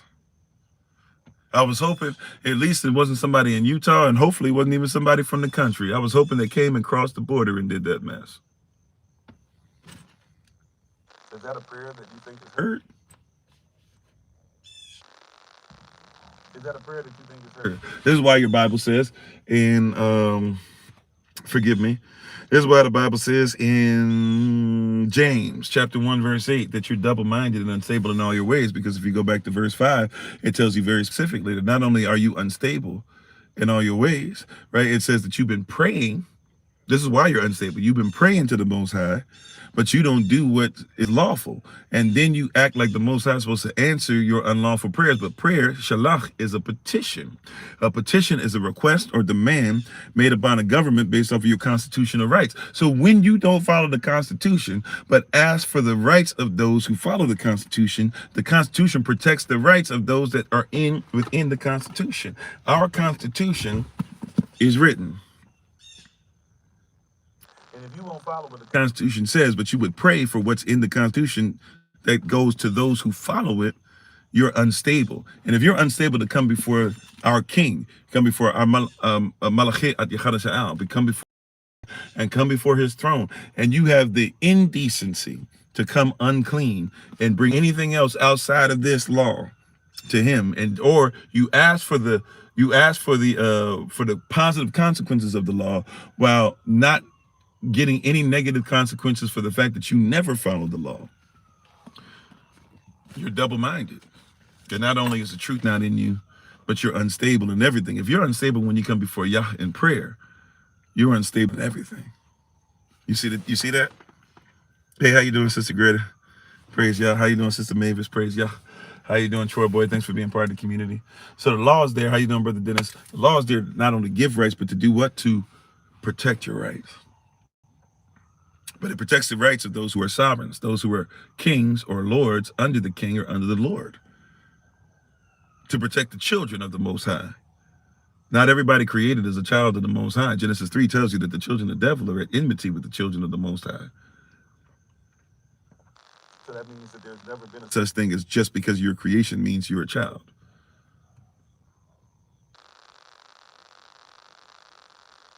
That's right. They think that Yah is a genie. I just want three wishes. And that if the genie gets sucked up to enough, or the genie gets happy, or you get happy enough, and genie's going, I watched something, this is ridiculous, obviously, it's not how Yah works, but I watched something the other day, popped up on my Facebook feed, and it was a guy, and he was talking to a genie, and it's an African guy. I don't know if you guys have seen this one or not. I don't know if it's old, new, whatever. And he's like, and the genie comes out, he's like, okay, I'm going to grant you 3 wishes. And he's like, cool. He's like, first wish, I want everybody on the earth to be blind. And the guy's like, what? What's wrong with you? He's like, look, can you do it or not? Because the genie gave him all the rules. You can't force this, you can't force that, you can't blind. He gave him all the rules. It says, okay, cool, I want everybody to be blind. He says, what's wrong with you? Right? What are you doing? Why would you ask for that? And then he said, oh, and then my second wish is that everybody gets their sight returned, but they have to, but in order to be able to keep seeing, they have to pay like a $5 monthly fee to me or something like that. And then if they want to see in color, they got to pay like a $20 monthly subscription. He's like, what's wrong with you? Right? And then the last one is, he said something about, I forget what he said, he wanted a slim baddie or something like that. I don't know what that is. So if y'all know what that is, whatever, I don't know. I might be saying it wrong, but he's like, I want a slim baddie. And the genie's like, oh my days, not the slim baddie. And then he goes, I want 2, one for me, one for you. And then the genie goes, I'll grant you 3 more wishes. Right? And that's how we think, you know? That's how we think. Well, I know it means a beautiful woman, but I don't know what whatever it wasn't exactly. I don't know. I could be. Maybe it's that simple. Just, you know, whatever, slim baddie. I don't know. But that's what a lot of us think. Yahweh is, right? We think that that's what Yah is. Like, hey, you know, I'm gonna come to you And I'm gonna make sure I read the rules enough to know what I can't ask for. But then I'm gonna just start asking for whatever I want. I'm gonna use it to my benefit. That's why a lot of these pastors be doing y'all like they do, right? And then all of a sudden, after they finish with that, then I'm gonna give you something. I'm gonna give you a little piece of what I have. When I give you a little piece of what I have, you'll be excited about it. That's how we treat it. You're laughing, but it's true, Brother Darius. Right? That's how we be treating it. Right? And Yahweh is like, no, I don't want that. I've never, matter of fact, one, I don't want, I don't lack. There's nothing that you give me that I need. You're giving me what you're giving me because you're showing me tribute, including how we eat. All right, I think we've made that first part of it clear, including how we eat. So when I eat pork of any kind, I don't care if it's domestic pork, I don't care if it's wild pig pork, I don't care if it's pork from where is that down in Florida, the Everglades. I don't care if it's wild pork running around in Texas. I don't care if it's pork that's been treated very well its whole life and died in a manner to where there was no stress that you can feel ate. Right? I don't care if it's pork from Japan. I don't care where it is. I don't care if it's warthog, Pumbaa pork. Right? If you eat anything that's pork, pork is unclean. Now, not just only spiritually or symbolically. Some of you think symbolically and spiritual, so we'll say symbolically. How you doing, Brother Michael?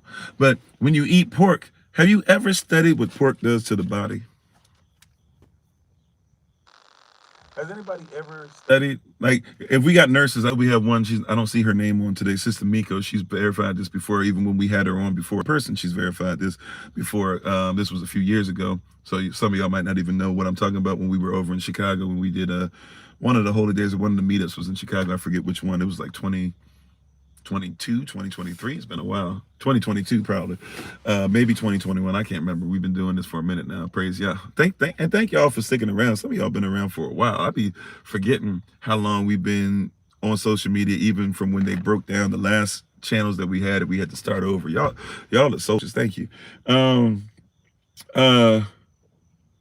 What we were talking about, and she can back this up, or any nurses, or anybody who knows this medically, if you feel like backing this up, feel free to, right?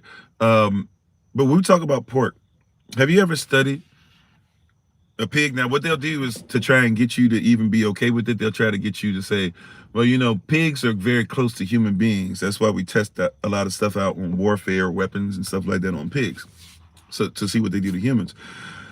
One of the things they don't tell you is that pigs you're not a pig. They're not really close to you, right? Like for example, can I just give you some? This is not eating. I don't know if you guys eat this stuff at all. It would be very weird or odd or hard for you to even get your hands on this type of meat. But you know how they say like gorillas and human beings are like 99.6% the same? Right. That's what they tell you. They're like about 99.6% the same.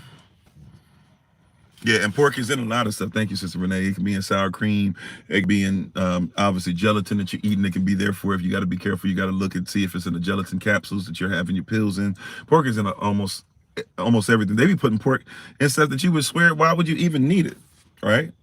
Like, it's in a bunch of stuff, in gum, etc., right? But a lot of persons, like, you know how they'll say that you were 99.6% the same as apes, or I guess chimpanzees is supposed to be, or 99.9%, but in that 0.1%, you'll hear a person say that.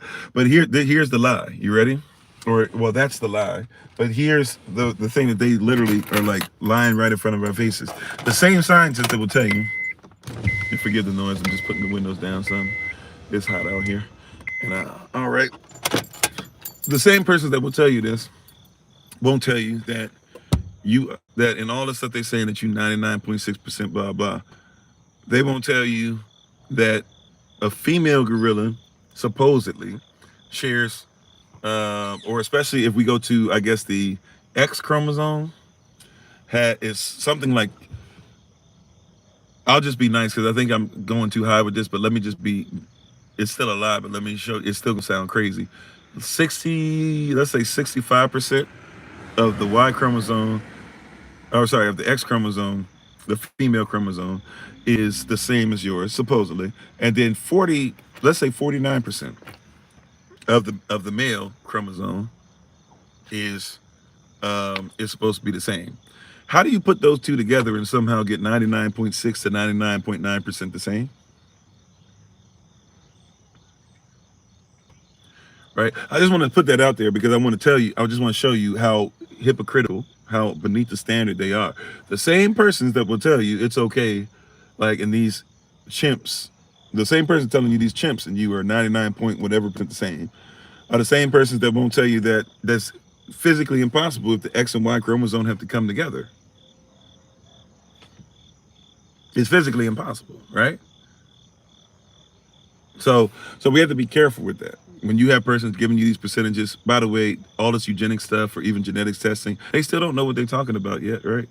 There's certain things they're being able to get better at, but they still can't do things without side effects because they're having to change the way that Yah is. They're having to do a formula. Anything that's formulaic is going to mess around and not be the same as its natural presentation. Right? So that being said, going back to pigs, they'll tell you, oh yeah, you can have porks and that, but there's the parasites in pigs are crazy. Pigs eat whatever. They're designed to be able to clean up stuff. Things that clean are not necessarily things that you want to eat. Right? Hear me, beloved. Things that are cleaning up the things that nobody else on the planet will eat. They are what they eat. Right? They're designed, they're birthed into the earth realm to make sure that you, remember, animals are created. Go back to, matter of fact, let's do this. Let's go to Genesis, Barashat Aleph, which is what? Genesis chapter 1. Right? Let's go to Genesis chapter 1. Let's just make this real clear. Let's go back to Genesis chapter 1. Let's go to Yom Che, or the fifth day, the fifth period of time. All right, so we're going to go to Genesis chapter 1. And we're going to go to, I'm sorry, I said the fifth day. Excuse me, sixth day. Fifth day is when you're dealing with the birds of the air and the fowl of the air, because there were also the dinosaurs and stuff of the air and the fowl of the sea, which also includes dinosaurs and fish and everything else that was in there. All right, let's go. I'm sorry, to the sixth day. Excuse me. Right. So the sixth day, verse 24. All right, verse 24. It says, "At Elachem Asar," which is what?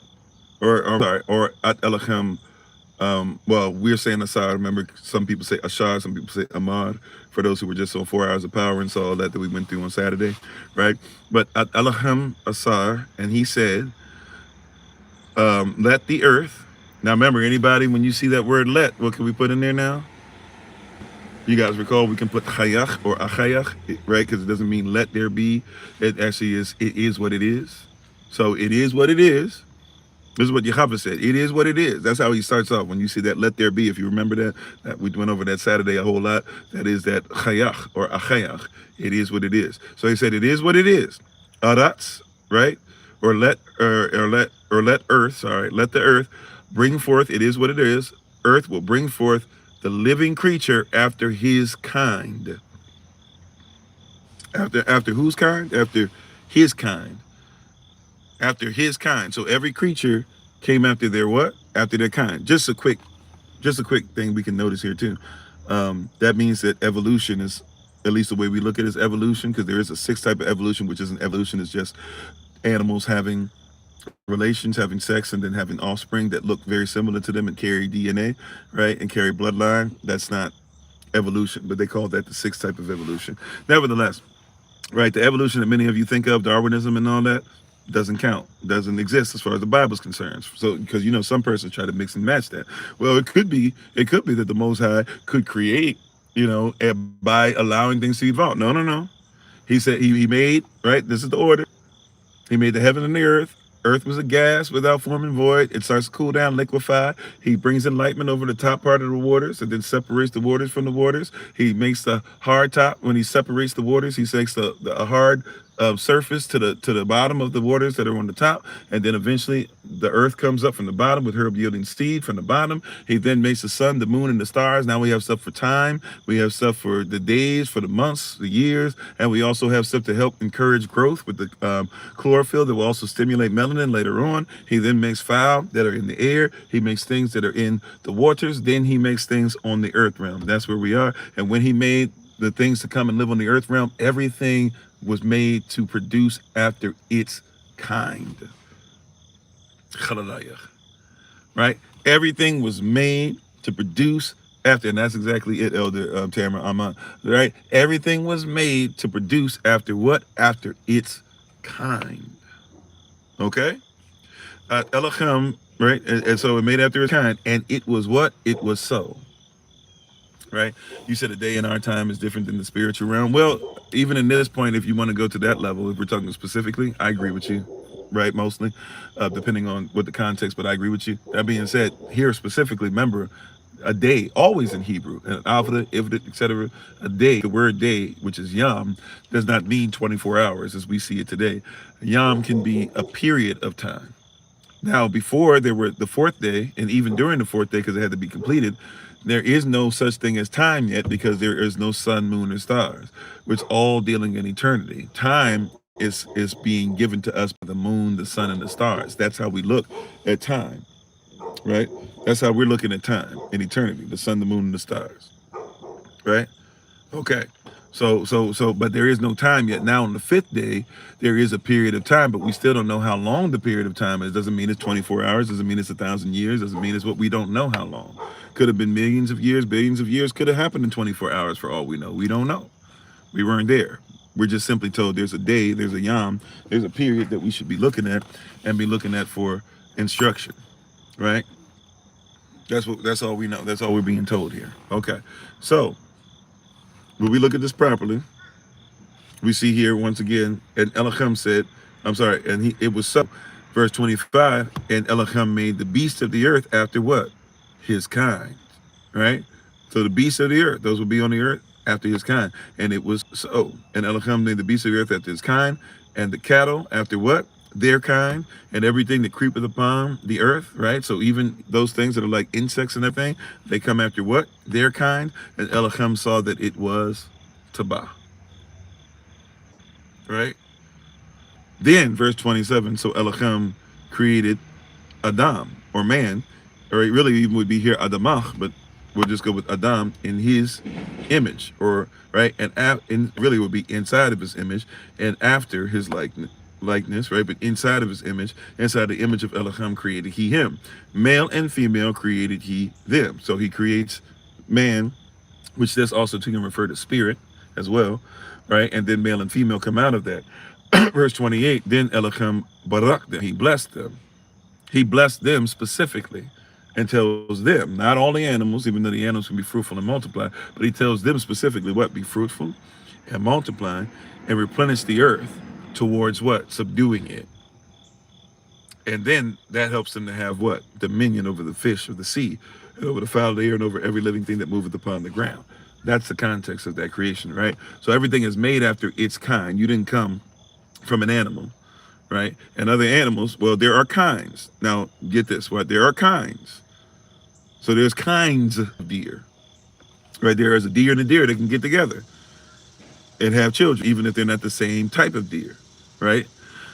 There are kinds. A zebra and a donkey are close enough, even though their offspring can't have offspring, right? But a zebra and a donkey, right? If it's a male and a female, then it's a zonkey or something. If it's a female and a male, then it's and if it's a male donkey and a male female, then it's a Deborah, right?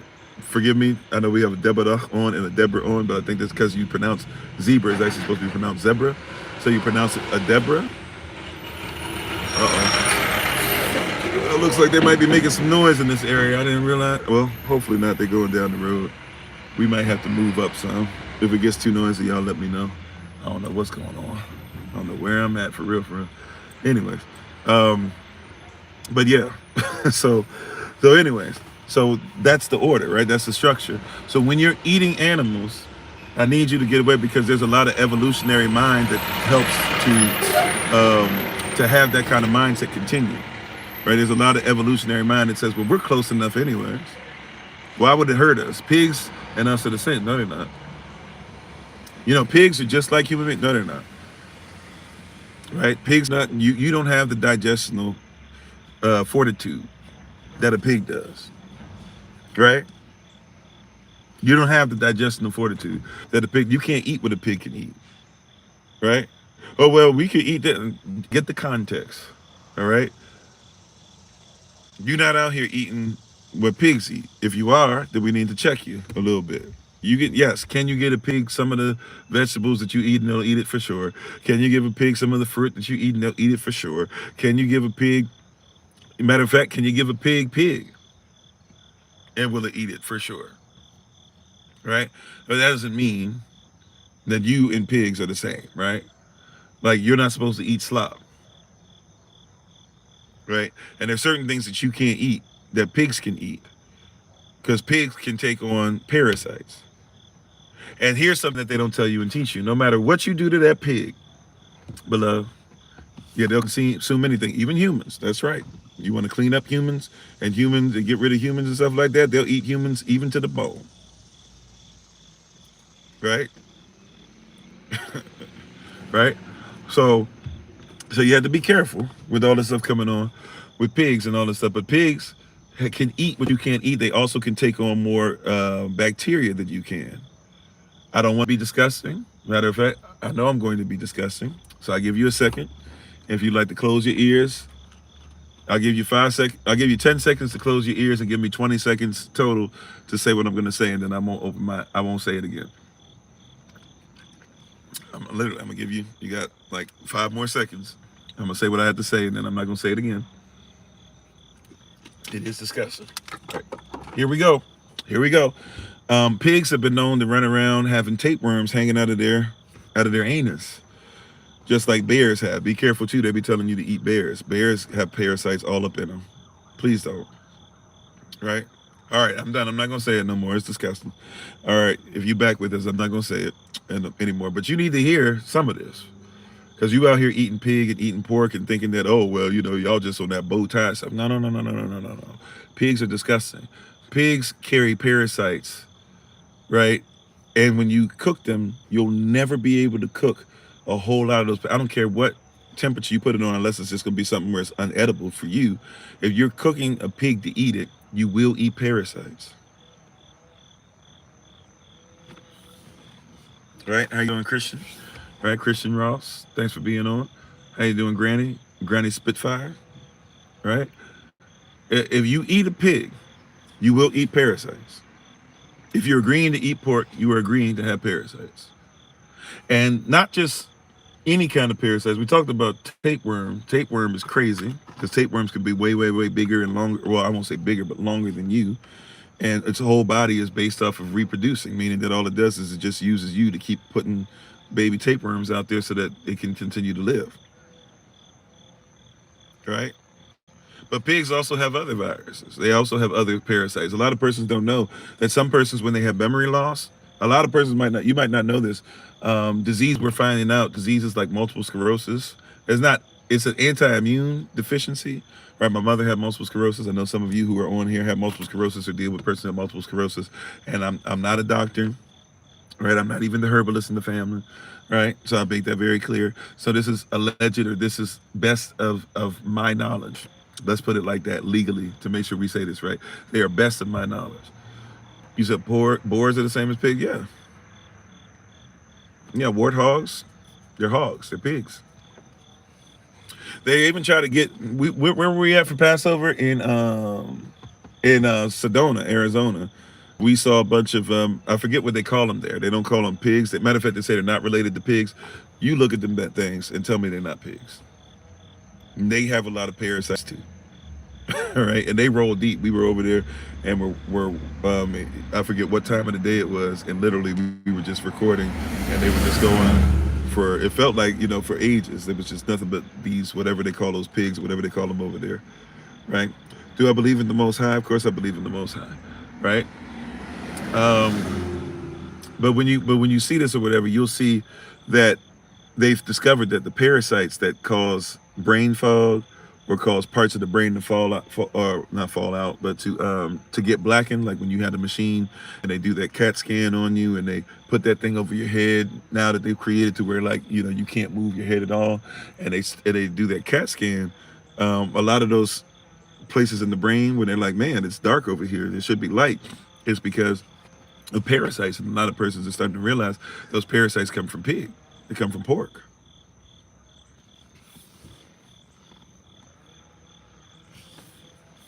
Right? Like there's a lot of stuff that's going on parasite wise.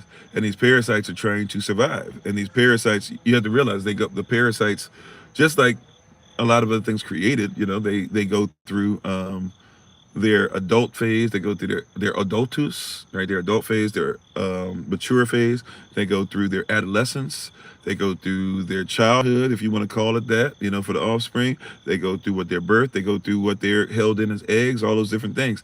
And so these parasites do different things and are using different parts of your body, or even being expelled from your body during different phases of their life. Their goal is to continue the cycle.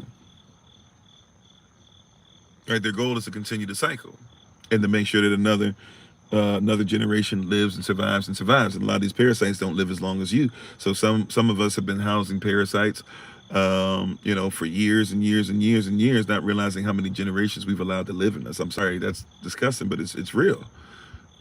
How you doing? Notice reality. Greetings. Long time no talk to. Feels like. So you have to realize and recognize a lot of these different things that are in there. So you're eating pig, you're eating pork quite often, or things that clean up. You're eating catfish. Catfish live at the bottom, right? It's very rare that you have any catfish. There are some, but they're still supposed to have scales and stuff anyways. So we still shouldn't be eating them. Or as far as fish supposed to have scales, but there are catfish. There are catfish that you're eating, and I'm sorry, there are some catfish, very few, that qualify, I guess, to be clean, because they're not technically catfish, or at least what I know to be catfish, but some people call them catfish, whatever. But I'd say 99% of what I've seen as far as catfish, not only do they not have scales, but they live on the bottom, right? And what do? They feed on the bottom. They feed on dead things. They feed on anything. If a catfish gets big enough, we know this for a fact. We can't say for sure that, depending on how big the human being is, that maybe they're eating all, huge human beings, but we know that there are human beings that get pulled under by them and are never seen again in certain rivers and things of that nature, because they clean the bottom. That's what they do. They eat just about anything. If they eat right, if they eat just about anything, that means you're eating what they eat, right? A lot of persons, that happens. You are what you eat is quite literal. For example, what is the reason why a flamingo is pink? Because they are what they eat. They end up having their offspring in extremely hot locations, right?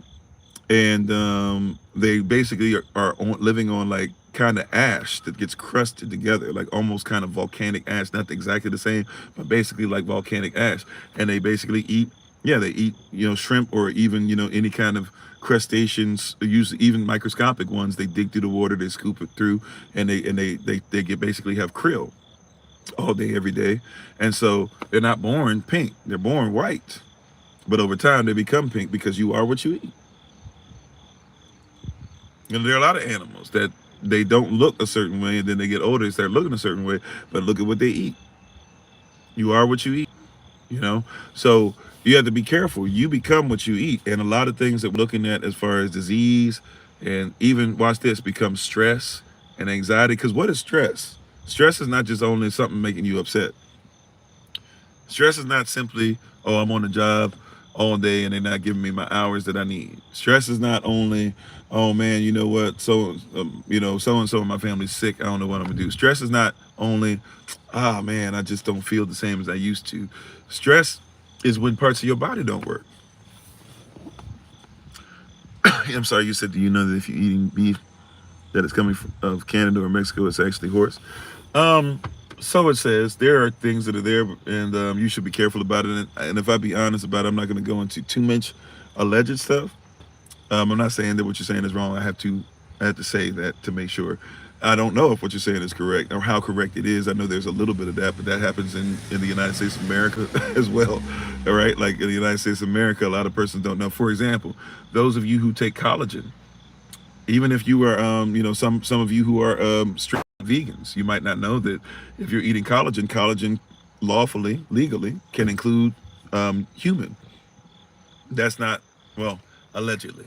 I would tell you to read for yourself. Allegedly, read and find out, what soylent is and some of this other stuff. And soylent doesn't always mean human, but find out and do some research. You'll discover that some of you who are doing, especially some of you who get these collagen implants, or your doctor says you need to get collagen in you for this or that or whatever, I would just suggest to you that you see what's in the collagen or what type of collagen.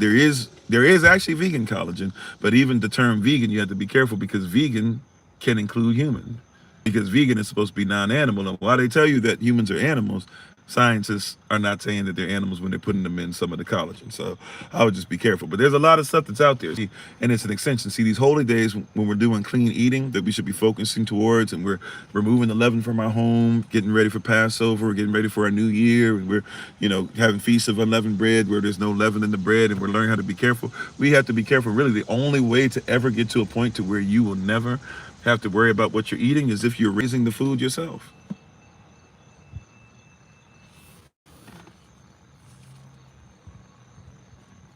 Right? If you're raising the food yourself, you don't know what's in it. Look, remember mad cow disease? Part of mad cow disease, they just try to tell you, oh, well, it was just this. No, no. Part of mad cow disease was that they were feeding cows. We can eat beef, but beef ain't supposed to eat beef. And if beef is eating dead beef, then it becomes what it is. So the beef that ate dead beef began to start decaying and dying and going mad. Why? Because you're not supposed to eat it yourself, let alone a dead version of yourself.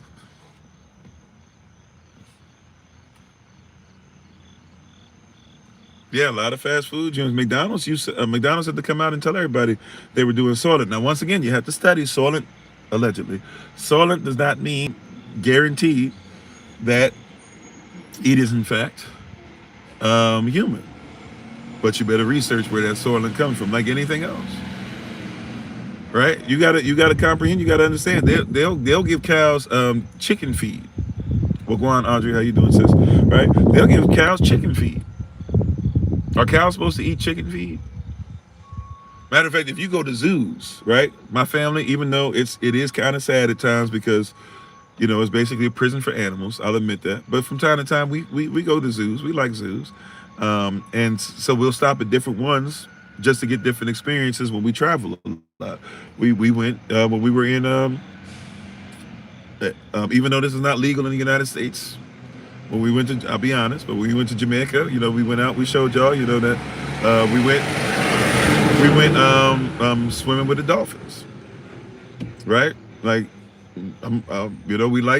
hey, I'm not saying, I'm just being honest. It's one of those things. I get it. It's a catch-22, right? I haven't been to SeaWorld. I haven't seen, what's his name yet? I don't know if I ever will, because that one's that blackfish thing. But they do it to all the animals, so I'm kind of a hypocrite. I'll be honest. What is that? I don't know if I ever will see him. What do they call? At least they call all of them now. The killer whales, the male killer whales. Is it Shamu? I was about to say Shimu. Shamu, whatever it's Shamu. Yeah. So, but all that stuff, it is a prison, right? I ain't gonna hold you. I've been blessed to see some of these animals out in the wild too. We went to one of those places where you feed the animals and all of them eating pellets and stuff, and you ride around in your car. And that was an interesting, kind of crazy experience to have. Did we have I don't know if we saw. No, did we see ostriches? We saw emus and stuff, but they be coming right next to your car. And they be like right there. You got to make a decision. Are you gonna leave your window down or you gonna leave it up? But they be right there. You be thinking to yourself, they gonna peck on you and stuff. So I mean, I'm not gonna hold you. I'm hypocritical in that regard. I need to make a decision at some point in that regard, because it is very hypocritical, right? It's one of those things where you get to share an experience with your family and see things you wouldn't normally see, but then you kind of be walking away like, dang, I'm supporting, I'm supporting animals on lockdown. I'm being honest with you. It We didn't see, well, we saw lions there, but the lions were locked up behind the gate. I don't know if I got the stomach for lions coming up to my vehicle. The emus were enough, and the something else that was there. We had giraffes. They didn't come into the car, but we fed giraffes and stuff too. Something else that was outside and had free reign, and you don't realize how big they are until they come like right next to your car. I forget what it, what it was, but anyways. So but anyways, and all that stuff. Let me get back on track. My bad, my bad. All the stuff we talking about or whatever, but you see, and they feed those animals pellets. But in zoos, they've stopped giving them real food because the food is so messed up, including what we think are the fruits and vegetables, because they've changed over time the fruit and the vegetables so much, and they're not making sure that they're rotating crops. They're trying their best to make them more fleshy and make sure that there's less seed. And so now you get to a point. All right, same thing to you. Notice reality that you get to a point to where they are literally just giving them pellets because they don't want to give them fruit and veggies, because the fruit and veggies don't give them what they need, and they're actually messing. They're actually messing up the composition of the animal. So the animals are getting worse, and they're becoming like us. They're becoming like overweight versions of themselves and slobs, or they're becoming very malnourished. Which overweight, by the way, a lot of us who are overweight, we are malnourished. You know, and so they've had to change the diet of the animals, because the animals, even when they think they're buying the best of fruit and vegetables, those things aren't what they used to be either. The only way to really truly get yourself on track is to grow your own, which is why we're trying to really focus. I'm hoping, I don't know if we'll be able to have it together by Feast of Tabernacles to be able to give y'all some stuff from the land. Not the way that I would like to, at least the package the way I want to, but I'm hoping that we get to a place in a position to where at some point we be able to, literally show you guys real stuff, like real eggplant. Now, eat the purple eggplant and all that stuff, whatever, but eggplant is named eggplant because it looks like egg. But it takes a long time or at least it takes more effort to eat eggplant and get it prepared, because it's got a lot more seed, right? A lot more, maybe we compare it to like rind in it. Or watermelon. Persons are like, why would you want to eat watermelon the way it was? Why wouldn't you want to eat the one with rind? The rind actually is great for you. And eating seed is great for you. And why would you want something with, like, if you see that white seed in there, that seed that's not really seed, it's dead. So if the watermelon is growing things that are dead, then guess what? Even as great as it is and it's better for you than some other stuff, if it's seedless, there's a bunch of white stuff in, I'm saying white persons, right? Because you got to do that on this, because people be thinking that I'm talking bad about y'all are family too, as long as you follow the word, right? Everybody's family, but who follows the word? That being said, the white seed that you see in there that's dead, that has no color, is because it's dead. So the watermelon is literally growing dead things, which means, yes, it has some life, but some of the stuff that you've taken away from it, when you took it away from it, you changed the composition. When you change the composition, you took away the life. You can't plant those seeds. That's why they say it's seedless. Technically, it still has a lot of seed in it, but it's seedless in comparison to its original counterpart, and it's seedless as far as the seed cannot produce fruit. And if something can't produce fruit, if there's a man, watch this. There's names for this stuff. We don't think about it with food, but if a man could not have a child, right? If a man has sperm, but the sperm cannot produce children, what would we call that? Or if a woman has eggs, and the eggs might be introduced to semen, but she can never have a child, what do we call that? What do we call it? There's a name that we have for that, a medical term. What would we call that? Anybody know? That's right, infertility.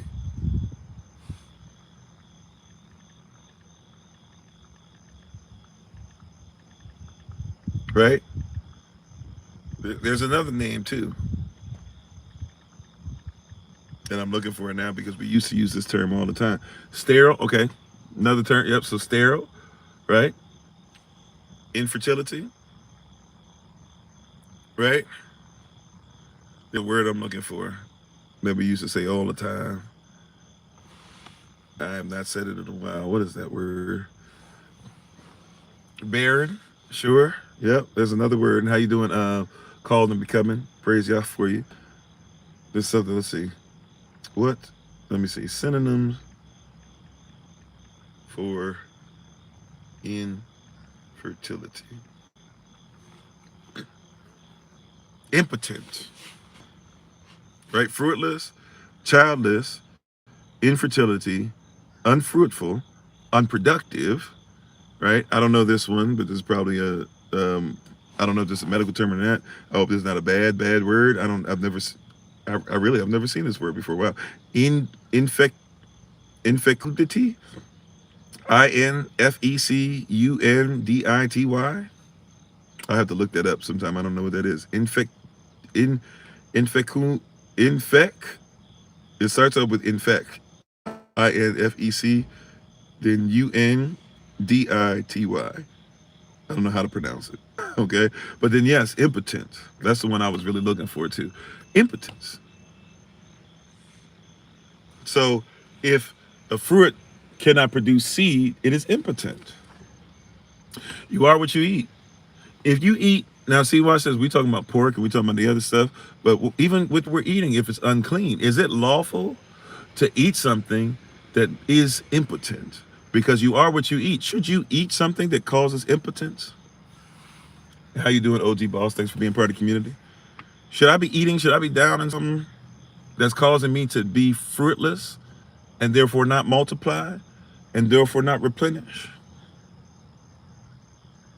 Is that lawful? What is the blessing that was given to Adam and then he lost and then was given back to Noah and then we lost through our being disobedient, all right, as a family, and then all of a sudden Abraham gets it back and Isaac's given the same blessing and Israel's given the same blessing? If I eat impotence, I become impotent. This is why one of the biggest things that plagues all men is impotence. And what do they do to try and make you better? They give you a drug, a formula that was actually designed where they were trying to see if they could do something for your heart. But they realized that blood flow and trying to do stuff to get your blood pumping through the heart and stuff, what happens when your blood is where it needs to be? You start to get, forgive me, how can I say this nicely? You stop being flaccid in a certain area of your body, right? And you become erect. And so they started selling this to you. And now all of this Blue Chew and all this stuff that's out here for men and women, eating this stuff like it's candy. Talking about let's have this every night. When the reality is that you've ate impotence. Just stop eating impotence and you'll start working out, start walking some, start doing stuff. And next thing you'll know, you'll stop being impotent. We've ate impotence. You know something? I had to chill out. You know, one of the things that started making me realize I had to chill out on the soda, right? Is that I started hearing all the stuff about impotence and it being linked to soda. You know, one of the things that I found out, even when I was drinking all the soda, right? Up until recently, I was still drinking it. Yeah, right. I still drink soda, but not anywhere close to what I was drinking before. I'm still trying to figure out my little canning. So hopefully I'll be able to get that better in my stuff. I think I need to add more sugar to it because you got to keep feeding the yeast, right? So that you can get the carbonation. But one of the things that I learned, you know, even back in junior high, maybe high school, I learned from a guy, I remember his name, John Kuntz, right? I remember him. We were cool. We were friends, but I remember him because one of the first things when I met him, he saw me drinking Mountain Dew. And that man said, you know what that yellow coloring does to men, right? No, what? It gets rid of your sperm count. Now, I didn't even research after that. I didn't care about the research. I didn't go to a library, look through a book. I didn't ask my science teacher. I didn't ask my mama, my daddy. I said, if somebody telling me that this means I'm not gonna have babies one day, right? Because I don't, in my ignorant self, I didn't know how sperm and stuff worked back then anyway. So I'm thinking that means that I'm not gonna be able to, whatever, you know, be ready. So I'm like, okay, that's enough for me. Never had Mountain Dew, at least the yellow, right? Never had yellow Mountain Dew, never had the original Mountain Dew again. Haven't had it since. Don't want to test it, don't want to tempt it. Anytime I see something that's colored yellow, I look at it about 7-5 times to the side eye, right? Right? But you are what you eat. That's unclean. That's impotence. Right? You are what you eat. Right? If you eat impotence, you become impotent. And one of the things that plagues us as men is that we eat so many different things that cause us to be impotent. And it's getting worse because there's so much more of it flooding the market. We're giving so much more of it to our children that now, teenagers and persons in their 20s, men in their 20s are going to gas stations and getting all these over the counter things that are messing them up even in even more way, because they want to make sure, first of all, whether they're impotent or not, they're getting them, which is cause for concern and shows you how over sexualized we are, because they want to last, as for 5-6 hours and some craziness, whatever, right? But then on top of that, some of them are going because in their 20s they're impotent, and we're not even looking to see. Like, for example, I haven't started doing this yet, because I'm trying to focus as much as I can on what I can grow. But I'm still going to the store a lot and stuff like that. I'm probably going to start ordering food, or ask my wife if we can start ordering food from Canada, because at least in Canada, if you see yellow food coloring, it's something natural. Like if you get red food coloring, like let's say you get Cheerios, right? Or not Cheerios, what is it? I don't eat, but Fruit Loops, right? Fruit Loops, that's the one with the multiple color. Yeah, the toucan, right? So let's say you get Fruit Loops or Fruity Pebbles or whatever. If you look on an American Fruit Loops box or cereal box and you see what they use to get the color red, it's some kind of chemical, something that hurts your body, right? But if you look on Fruit Loops to see what they use to get the food coloring, they'll use like beets or a strawberry or something like that to get the food coloring, right? So I'm at some point, I've been thinking about it. I've been like, you know what? I might want to start getting food from somewhere, even if it costs a few bucks extra, if it's gonna make sure that we okay, right? That means we might have to eat less, or once again focus on growing food more and get that balance, because we don't want to go up in bills or whatever. And how you doing, babe? My wife is on the Honorable Almonds. Always check her out on TikTok, YouTube, her website, and Pinterest at Bloom and Flourish. Not A-D, the letter N. Bloom and Flourish. She's a healer, herbalist, chemist, and biologist by degree. Love you, babe. Thanks for being on. Right? But I'm tired of eating stuff that causes my body to be impotent. I'm tired of drinking soda to the point to where I'm afraid of it. Like, I shouldn't be afraid of what I eat or what I drink. Matter of fact, I shouldn't be afraid of what I eat, because drink means something different. I know some person don't like it when I say that, but I'm just saying, right? I'm sorry, I missed something. What y'all say? I had to start making my own bread. Yeah, because some of the I didn't know that. Some of the preservatives in bread are pork. I didn't know that. See, okay. So now I got to figure out. My wife can make bread now. I got to ask her how to teach me. If that's the case, now I'm afraid of bread, unless I know who made it and I see it made for myself. Now I didn't even know that. You said West Tennessee, they will snatch all the snacks. Wow, it's crazy. I did not know that. How you doing, Dragon Kai? Anybody join us? Right? Did I say shalom earlier, Sister Judith? I hope I did. So you say it's oh yeah, they use bugs, the red dye. They use that, right? They use bugs to make the red dye. You see, so if it gets to a point, really, if you don't know what you're doing. Now, once again, that's why we said yesterday. Remember, we kept trying, even though people were trying to derail us yesterday too. But that's what we kept saying over and over again. You have to create a system. Really, not create. Yah's created the system already, natural system, nature. As my wife says all the time, I think, hopefully, babe, I'm saying this right. I think you said, what, 70 to 75% or something like that of what you're going to see today. Maybe some of you were in the so-called concrete jungles. I hate that term, but you know what they mean, right? But most of us, about 70-something% of what we see today is going to be natural and edible, right? My wife went somewhere, and there's a little spot that she has, and she's found a few different things that are growing on some land, that's basically abandoned land, right? And so she goes there every once in a while, and she'll get some food, and it's just her picking it off the tree, picking it off the trees. And persons who live there, first couple times they saw her were like, "What are you doing?" She was like, "I'm getting food," and they like, "What do you mean you getting food? What are you going to like you're gonna eat that?" "Yeah, I'm gonna eat it." "Like, how are you gonna eat it? What are you gonna do to it?" And it sounded weird to them, and it sounded, we were laughing what you said, but she was like, I'm literally going to put it in my mouth and eat it." And people were flabbergasted. And by the way, this is stuff that I'm not talking about stuff that's like, oh, okay, nobody would know any better. This is stuff that like you would think everybody knows grows on trees. And they were freaked out, right? Hey, how you doing, Brother John? I had said salutations back to you earlier. Maybe you didn't hear me. I hope all is well, right? And so they were freaked out. They were like freaked out by this, that she would actually be outside eating food, right? But a lot of persons, they're so far gone. We're so far gone from natural eating that we don't think about these things. And Yahweh, and now watch this. Persons will try to change this. I'm saying this to you because you know persons will try to manipulate this too. So they'll be like, no, no, no, no, no. The Bible's not saying that you couldn't eat that because of whatever, whatever. It was saying that because, you know, we didn't have refrigeration. I preached that a couple times. I rebuked that now. I preached that a couple times because that's what persons said. And I went with them. I believed them. I didn't study for myself. And anybody, even though it was only a couple times, it was a long time ago, it probably was something that I preached before y'all even knew who I was. Hey, I apologize, anybody, or I'm sorry. I made a mistake. I repent of that teaching. That's not, but that's what they would teach. Oh, it's okay, just put it in the refrigerator. All the refrigerator does is allow the decaying process to slow down,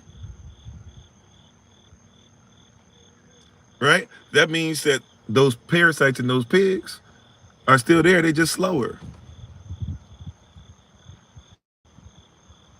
When you heat it up or you take it out or you let it thaw, whatever the case might be, they coming right back. And some of them don't go away just because they frozen. You know, some of these parasites are designed to freeze and they still come back. Even though there's not a parasite, but there's something called a water bear. If you want to look it up, water bear.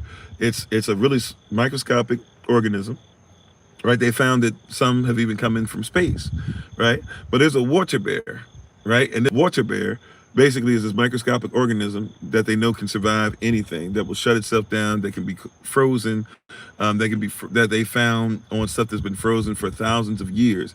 Bring it back to life, and the water bears start moving, right? Or heat it up. If the water bear, once the heat is there, everything clicks back in. There's a lot of stuff. There's animal, that's why you see Floridians, y'all know, depending on where you live in Florida, but y'all know alligators and crocodiles and iguanas and stuff like that, and lizards and geckos and stuff like that.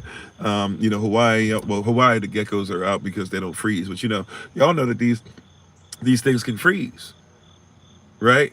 And every night they kind of freeze. When it gets to be a certain temperature, they kind of get cold and everything slows down. So they can even, when ice freezes over, the crocodiles and the alligators will even put their noses up they'll poke them up, they'll poke the snout up through the ice, and everything shuts down just about. I think their heartbeat drops down to 1, 2, or 3 beats a minute or something like that. But they're cold-blooded, right? But it is possible for these creatures that are trying to eat off of you, these parasites, to come back. You have to be careful what you're eating.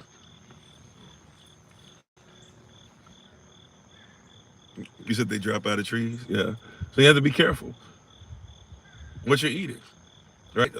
And you have to know what's going on, and that's why we clean, right? The Bible tells us to eat things that are clean. That means you would clean what you eat, right? You would make sure. That's why we raise what we eat. That's why you've heard the term raising cattle. You raise your cattle, you raise your sheep, you raise your goats. And you raise them, you treat them with respect. Why? Because you are what you eat. If you disrespect, a lot of y'all don't know. This is scientifically so. This is scientifically proven. When you think that an animal tastes bad, some of you, when you're like, man, this animal doesn't taste right, even if it's a choice cut. If it's a choice cut, but the animal wasn't treated correctly, it doesn't taste the same. You can taste stress on an animal. You are what you eat. Stressed animals cause you stress. Right? I raised chickens a little bit, tiny bit. I had friends and family who did raise chickens. Some of you at SOC raised chickens, right? You all know that if the chickens are stressed out and you eat them, you are what you eat. If the chickens are stressed out and you eat the eggs, you eat stress. You can taste it. It's like more gamey taste. There you go, right? If you have ox, right? If you have the oxtail and the oxtail is messed up, sometimes it's because the ox is stressed. But you are what you eat. Matter of fact, be careful. There's some things that you're growing, plants and stuff. They're stressed. You don't know that plants are alive, right? So if you do certain things or you spray certain things, or believe it or not, if you are stressed, see, watch this. You are what you eat, to the point to where what we grow, right? Like, for example, my wife will make, from time to time, she'll make pizza for us, and she'll go outside and she'll get some of the stuff that grows outside, right outside the door, outside the front door. She'll bring it back in. She'll put it on the pizza, right? If we are stressed, that we eat, because what we breathe out is what the plants breathe in. So if we always stress, if we're always mad, if we're always angry, we could be just eating the same thing and continuing. Somebody might say you're going too far with this, but no, it's an extension. When we come together and we eat together and we grow together and stuff, everything that we do, even the way that you prepare something. You ever heard somebody prepares it in love? Have you ever tasted somebody who loves you, right? Tasted somebody's cooking who loves you, and they put that extra into it. It fit you. You just think, oh, it's warm and fuzzy, and it's like, oh no, they're putting themselves, literally. That old saying, they put their foot in it. It's like a carbon copy print. It's like a print, a footprint of them. They are in the food that you eat. And thanks for being on. Is it Tatiana, Peaches, Marie? Not sure how you pronounce it. How you doing, Bell Girl? Thanks for being on with us. Right? Like, you can taste your family in the food. It's not just the recipe and grandma made and blah, blah. No. Grandma herself is in your food. Grandma's in your DNA. Put grandma and your DNA and grandma in the food together. Oh, it tastes amazing, doesn't it? Put grandma in your DNA, right? And put grandma in your food. It tastes amazing, right? Put granddad in there when he make his little concoction and he make that shine. He putting himself in there, at least the part that can, survive through all that alcohol content he put in. But he putting a little piece of himself in there too, right? They're birthing something. It's not impotent food, right? Just like there's manifestation that's supposed to come out of that food. You are what you eat. This is why even in our culture, even in the Hebrew culture, believe it or not, right? A lot of you know from Afrocentric culture. Some of you know from certain places, depending on what your dish is. In certain places all over the world, you do this as well. But for a lot of dishes where I come from, as far as the Shanti and Shwi, a lot of the food, really all of the food. I don't care if it's hot soup. I don't care if it's peanut stew. I don't care if it's jollof rice. I don't care whatever it is.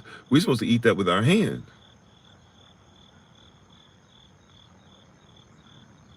The person is clean. The person makes sure they're clean and make sure the food is clean. But we eat it with our hand because it's part of the experience. In Israel, they ate with their hand. They weren't using forks.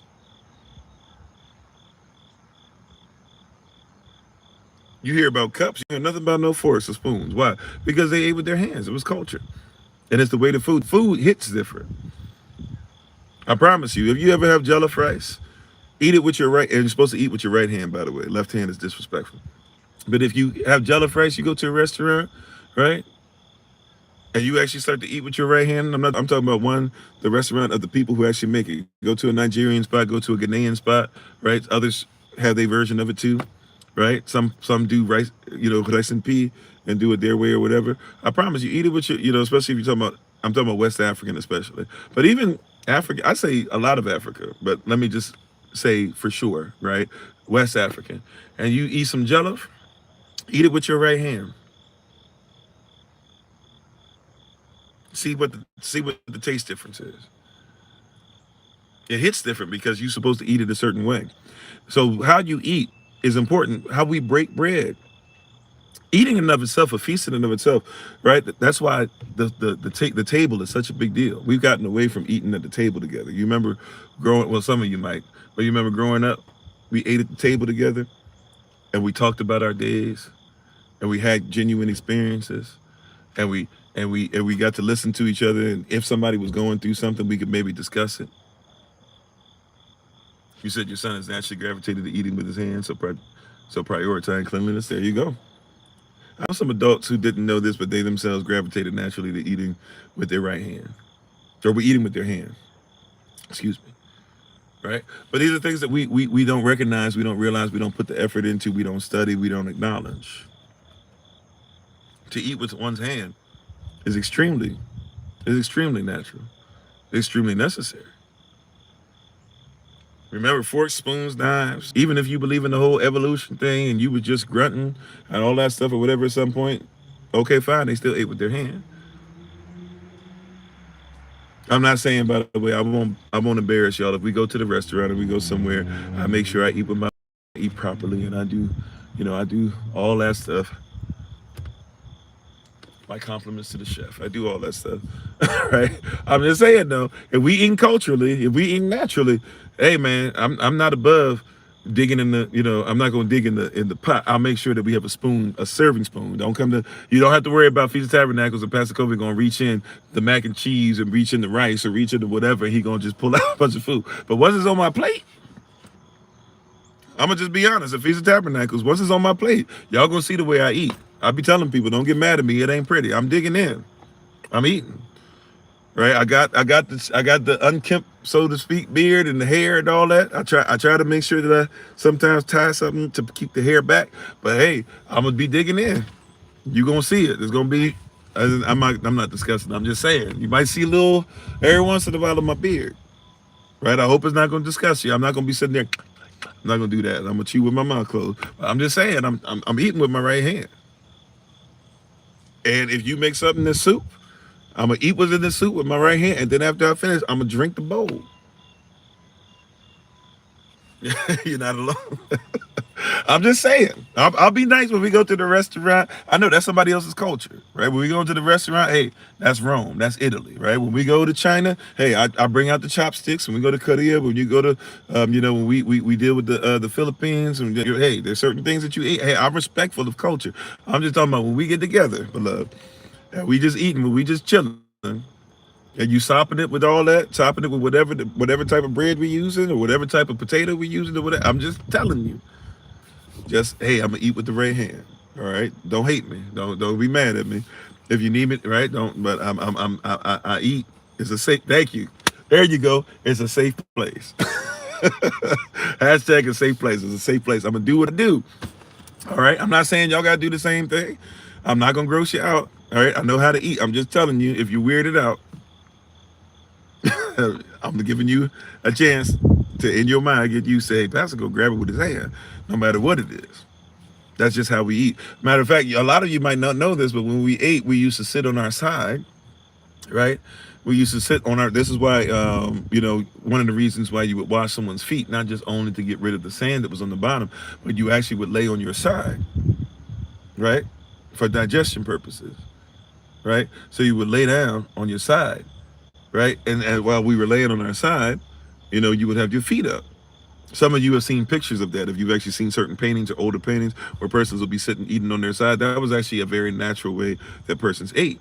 I'm not saying you can't eat sitting straight up. I'm just saying, so some persons will eat on their side. And so what do you do to make sure not only that your hands are clean, dip your hand in the bowl, put all the stuff that we put in the water to make sure that we're cleaning the bacteria, but then also, what do you do as well? You make sure that you clean them feet. If your feet gonna be up, right? Because if they're up, then they can mess around and get somebody, sick. Now, obviously, we're not putting them right on the table or anything crazy. I'm just saying, your feet are going to be on the side. If you're on the side, normally you would have your legs kind of curled so your feet are facing away from the table, but you still wash them feet, right? They're going to be in the air. Right, not in the air, but you get what I'm saying, right? You're going to be on the seat, so we don't need any of that stuff being around. So wash them feet, get them things together, especially before you eat.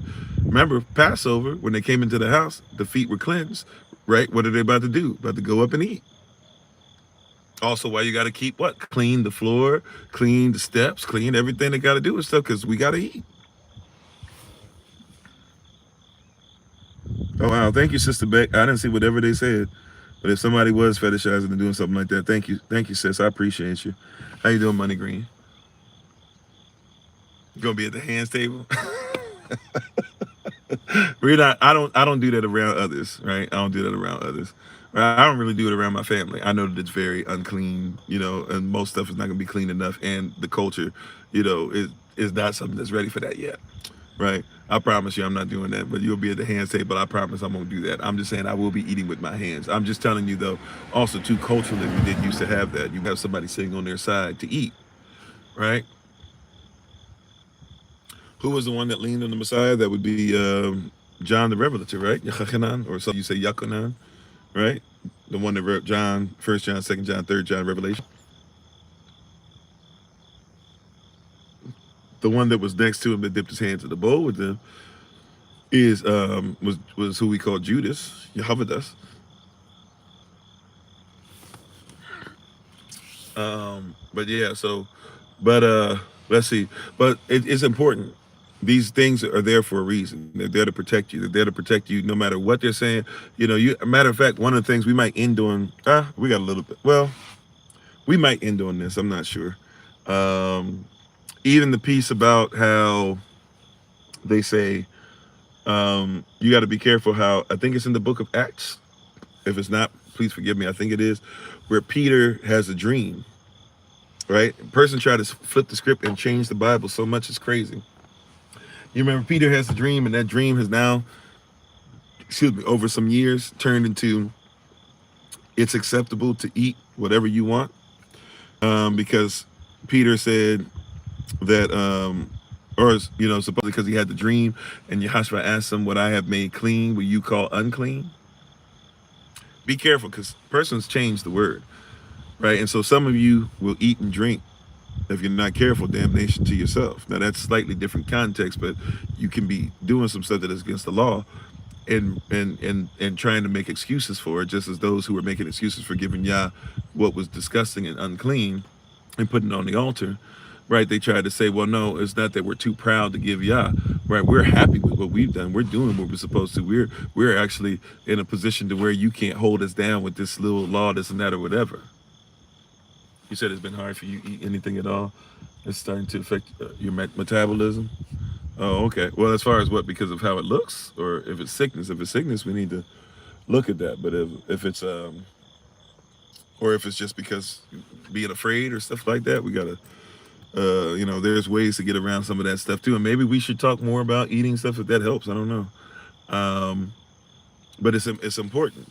And thank you for that, bold servant. It's important that we catch this. So a lot of persons will try to manipulate you and change the word. Once again, they'll change the word to something else. So I believe it is in the book of Acts, ACTS. Because you have no appetite. Okay. Well, when you get to, maybe even before then, see if you can reach out to Elder or something like that, because that's not necessarily the greatest of sounds. Or maybe, if you're only eating once a day, that's something. And if you're beginning to lose weight properly. But yeah, maybe reach out, or maybe reach out to just somebody in general, just who's an expert at it, and make sure you're praying for you. Hope all is well. Hopefully that's a righteous thing or something that's there. Or maybe some fasting needs to take place so that when you eat again, whatever's going on is already dismissed. But, seek Yah, seek Ravach HaKodash, or follow Ravach HaKodash. Seek proper persons who are maybe more educated on that than I. Oh, okay. Just once a day. Okay, then I just want to make sure, because you are a dear sister. I was, when people say certain things, it's season where we've been having some unfortunate losses of persons as part of the SOC community. And so I've just been like, I'm kind of on guard. So, okay, praise Yah. All is well. We give all praises to the Most High for that. So in Acts, you have where Peter has a dream, right? In Acts, you have where Peter has this dream, right? And he has a dream in which there's a tablecloth, but there's no table. He's in a position, and there's a tablecloth that comes before him, no table on it, but it floats down, and there's all these foods, but they are all unclean food, all things that he's not supposed to eat. And so he basically says, I'm not going to eat this, and turns up his nose to it, right? Then the second time, the dream, same thing happens. He won't eat it, right? I'm sorry, first time it happens. I hope I have the order right. First time it happens, comes down, he says, I'm not going to eat it, this is unclean, basically. And then Yahashua speaks to him in the dream, in the vision, and says, will you call clean what I've made unclean. All right. Then 2 more times in the dream. So persons use that to say that, hey man, just pray over your food. Yahashua doesn't care what you eat. Yahweh doesn't care what you eat. Alakam has no care about what you eat. Just eat whatever you want, man. How can you call it unclean when everything's been made clean by the Messiah? Everything's been made clean, lawlessness, right? But if you keep reading, you'll discover that that happens 2 more times, that same tablecloth comes down with all those unclean foods, and Peter does not eat in the dream twice more. So 3 times he does not eat, and 2 of them he still does not eat, even after the Messiah says, will you call clean what I've made unclean? Now, somebody might then say, well, is this disobedience? No, because watch this. After he has the dream, right, he comes across someone, and this person says, hey, there's a so-called Gentile who wants to learn from you, right? And if you know Peter's story, Peter got called out by Paul once because Peter was in this position to where he would be around those who were not Israel by birth, but were coming into the knowledge of Yah. He would be eating with them, and just like in high school, then all of a sudden the Israelites would come by and give him a look, and he would get up from the table with them and he would sit with the Israelites. And so he got called out for this behavior. He would do things like this quite often. And so he's wrestling with this. This is something he's wrestling with, where he knows that he's supposed to help persons, but he still is feeling kind of ashamed and doesn't want to do stuff. And it's like, well, maybe I can be with these persons, whatever, not realizing that the law allows for this stuff and that he should keep the law and not worry about what everybody else thinks. So before this had happened to him again, where somebody had said, hey, we saw you out here, right, with these persons who are Gentiles. What you doing with them? What you preaching to them for? What you hanging around them for? And Peter says, no. Let me explain to you. I had a dream. He finally stands up boldly and says, I had a dream. And in this dream, there was a tablecloth that came down. Yahashua asked me specifically, why will I not eat, why will I say what's clean, but he is made clean? But in the dream, I still didn't eat the unclean things. I woke up and there was a guy that came to me and he said, hey, there's this Gentile out here and he wants to learn about the way, right? And he wants to be baptized and and receive Holy Spirit for himself. So I realized that's what the dream was telling me. I went out to see him. I went out to talk to him, and while I was preaching to him, he received Holy Spirit right there on the spot. And he said, so now I know that even though somebody might not be Israel by birth, it does not mean that we don't have the right to be able to preach and teach them the word and teach them how the law is supposed to be done and show them the righteous way, right? And then the persons who challenged them at first said, you know what? Yeah. And they went and they realized, they touched and agreed. They basically said, Amen, amen. Let it be done unto us, or let it be so, right? So that's what that dream is talking about. Peter never ate unclean food, nor did he say that, hey, if this unclean person eats unclean food, we'll just go ahead and eat it together. No, he never ate the unclean food. But you'll have persons try to use that as an excuse to say, no, go ahead, eat the stuff that you know is going to mess up your body, that comes with the parasites, that is unclean, that Yah told us specifically not to. No.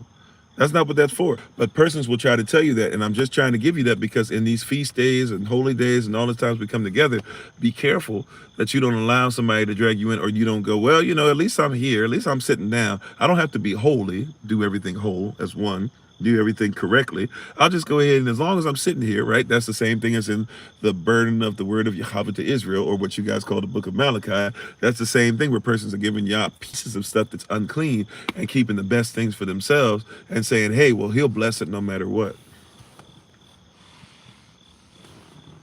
Much love to you, Khaled. Thanks for being on, right? So we have to be careful with this. There's also another one that they use. I believe it's Matthew chapter... is it? Hold on. Let me make sure I got the right place. Oh no, that one's not. Hold on. There's another one in Matthew. Let me see something. I might have to look it up online. I'm sorry, y'all. Matthew 15, but I don't know if that has to do with eating. I think that just has to do with cleaning yourself for food. You're not washing up to the elbows, right? Well, let me see. Hold on. Book of Matthew. Sometimes I got to Google too. But there's nothing wrong with it. Book of Matthew. Um, Book of Matthew. Unclean food. Let's see what pops up.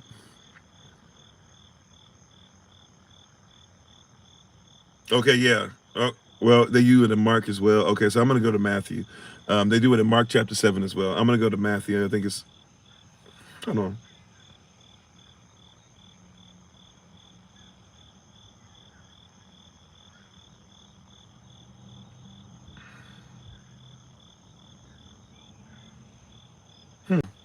We might do a little bit of both.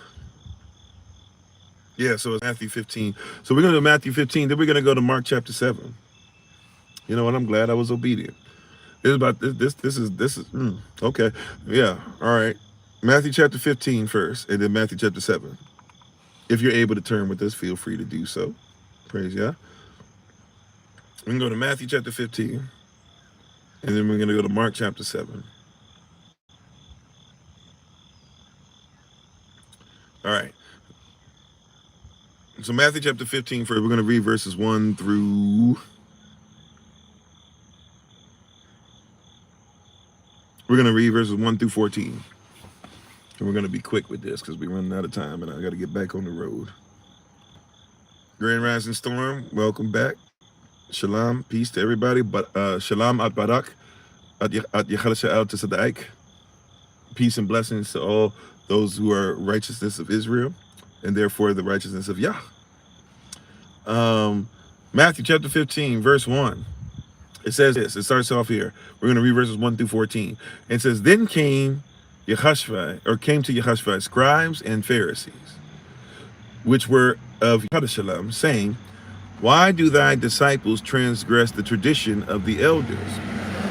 For they wash not their hands when they eat bread. Right, which really is translated to they're not washing their hands up to the elbows the way that our ancestors did. Verse 3, But he answered them and said unto them, Why do ye also transgress the commandment of Elohim by your tradition?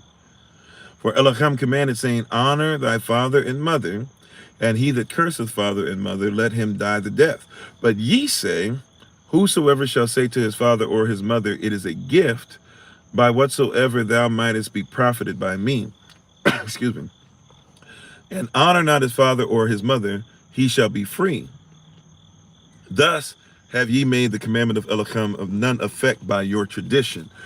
Now they're trying to tell you, therefore, the law, especially the eating habits here, are supposed to be of none effect. That's not what it says. We just roll with me. We're going to read this and we're going to read Mark. Then we're going to come back through and show you what they're saying. Verse 7, Ye hypocrites, or hypocrites, are those who live under the criteria. Well did Isaiah prophesy of you, saying, This people draweth nigh unto me with their mouth, and honoreth me with their lips, but their heart is far from me. But in vain, in emptiness and vapor, therefore do they worship me, teaching for doctrines, teaching instruction, the commandments of men, not Yah's commandments, not the law of the Spirit, right, but the spirit of sin. Verse 10, And he called the multitude and said unto them, Hear and understand. Not that which goeth into the mouth defileth a man, but that which cometh out of a mouth, this defileth a man. Then his disciples, then came his disciples and said unto him, Knowest thou the Pharisees were offended after they heard this saying? In other words, you know that these are the leaders of the country. You know, they're offended. Why would you talk like that around them? Verse 13, But he answered and said, Every plant. How many plants? Get this in your heart. Every plant. What? Every plant. How many is every? How much does all mean? All mean all, right? So verse 13, he says, Every plant which my Abba Shamayim, right, my heavenly Father, hath not planted, shall be rooted up. Let them alone. They be blind leaders of the blind. And if the blind lead the blind, both the leaders and the followers shall what? Fall into the ditch. Now let's go over to Mark chapter 7. Mark chapter 7, we're going to start at verse 1, and we're going to read through as well. Mark chapter 7. Right? Mark chapter 7, starting at verse 1. Abam? Here's where it says here. Right? Then came together, so that Matthew is the tax collector, Mark is the poet. Matthew's telling you from his perspective. Mark's going to tell you the same thing from his perspective. Here we go. Then came together the Pharisees and certain of the scribes, which came from Jerusalem. And when they saw some of his disciples eat bread with defiled, right? In other words, with unclean hands, right? Or they hadn't washed their hands to the elbows. That is to say, with unwashen hands, they found fault. For the Pharisees and all those of Judah, right? Except they wash their hands oft, eat not, holding the tradition of their elders. Once again, is not only done by just washing your hands, which I would say you should try to do as much as possible, but it's also talking about specifically they would wash hands up to the elbows, okay? Verse 4, and when they come from the market, except they wash, they eat not.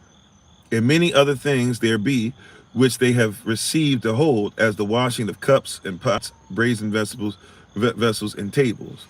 Right? So the same way that they would wash these other things before they eat off them, they would wash their hands. Verse 5. Then the fair, and there's a specific, even if you get into some of it, because some of it even says, even though it's not a bad thing to do per se, right? Like some persons, when they move into their homes for the first time or once in a while, when they do like their version of spring cleaning, especially Jewish persons, once again, not a bad tradition to have, they'll take like pouring hot water. They'll take, boiling water and pour it on the countertops and pour it on the table. And then they'll have a rabbi come over and bless the house and stuff. So they're very particular, right? So this is not necessarily a bad thing, but if you weren't to pouring hot liquid on your table, it doesn't mean that you can't eat off your table, right? You might want to make sure it's clean, but you don't have to pouring hot water all the time, right? But that's just saying that's the level of cleanliness as far as traditionally they would keep. Okay, so verse 5. Verse 6. He answered them. So they asked, why are they not doing this? Why are they not washing their hands the way that we wash our hands? Verse 6. Yehoshaphat answered and said unto them, well hath Isaiah prophesied of you hypocrites, as it is written, this people honoreth me with their lips, but their heart is far from me. Howbeit, in vain they worship me, teaching for doctrines the commandments of men. For laying aside the commandment of Elohim, ye hold the tradition of men, as the washing of pots and cups, and many other such like things ye do. And he said unto them, full well ye reject the commandment of Elohim, that ye may keep your own tradition. For Moses said, honor thy father and thy mother, and whoso curseth father or mother, let him die the death. But ye say, if a man shall say to his father or mother, it is Corbin, right? By the way, this word Corbin, right, which wouldn't really be the same word in Avda, but let's just look it up just to make sure, right? This word Corbin, or which really be like Karaban, right? But Corbin, it is a gift. If it be Karaban, so those of you who don't know what gift is in Hebrew now you know what gift is. You know, gift in Greek is charisma. Gift in Hebrew is Karaban or Corbin. Okay, also can mean like a sacred treasury, and we'll see why it's important that they're saying it is karaban. So karaban is actually slightly different than a regular gift, but we'll get to that in a second. All right. So anyways, back to Matthew. Mark chapter 7. If you shall say to your mother or father, it is karaban, it is Corbin, it is a gift. That is to say, a gift by whatsoever thou mightest be profited by me, he shall be free. Verse 12. And ye suffer him no more to do aught for his mother or his father or his mother. Verse 13, making the word of Elohim of none effect through your tradition, which ye have delivered, and many such like things do ye. Verse 14, and when he had called all the people unto him, he said unto them, hearken, Shema Yachad, hear, people, hear, everybody who's around. What did he say? He said, Shema, listen, hear, hearken unto me, every one of you, and understand, be under the standard. Verse 15, there is nothing from without a man that entering into him can defile him, but the things which come out of him. So not on the same level as the things that come out of him, those are they that defile man. If any man have ears to hear, let him hear. Watch verse 17. And when he entered into the house of the people, his disciples asked him concerning the parable. And he saith unto them, are ye so without understanding also? Do ye not perceive that whatsoever thing from without entereth into a man, it cannot defile him? Now, it's not saying physically here, spiritually, right? But verse 19, because it entereth not into his heart, that's the context, his lob, his passion, but into the belly, and it goeth out into the draught, purging all meats. And he said, that which cometh out of the man that defileth the man, for from within, out of the heart of men, proceed evil thoughts, adulteries, fornications, murders, thefts, covetous, wickedness, deceit. See, this is why we need somebody powerful with words like Mark. He giving you the skinny. He say, look, man, this stuff he's telling us, it comes out of the heart of men, proceed evil thoughts and adulteries and fornications and murders and thefts and covetousness, wickedness, deceit, lasciviousness, an evil eye, blasphemy, pride, foolishness. All these things have come from within and foul the man. All right, we just read Matthew chapter 15, verses 1 through 13, and we just read Mark chapter 7, verses 1 through 23. Now, what this is saying is not saying that it doesn't matter what you eat. What he's saying is that you're having an issue where you guys is talking about all this stuff,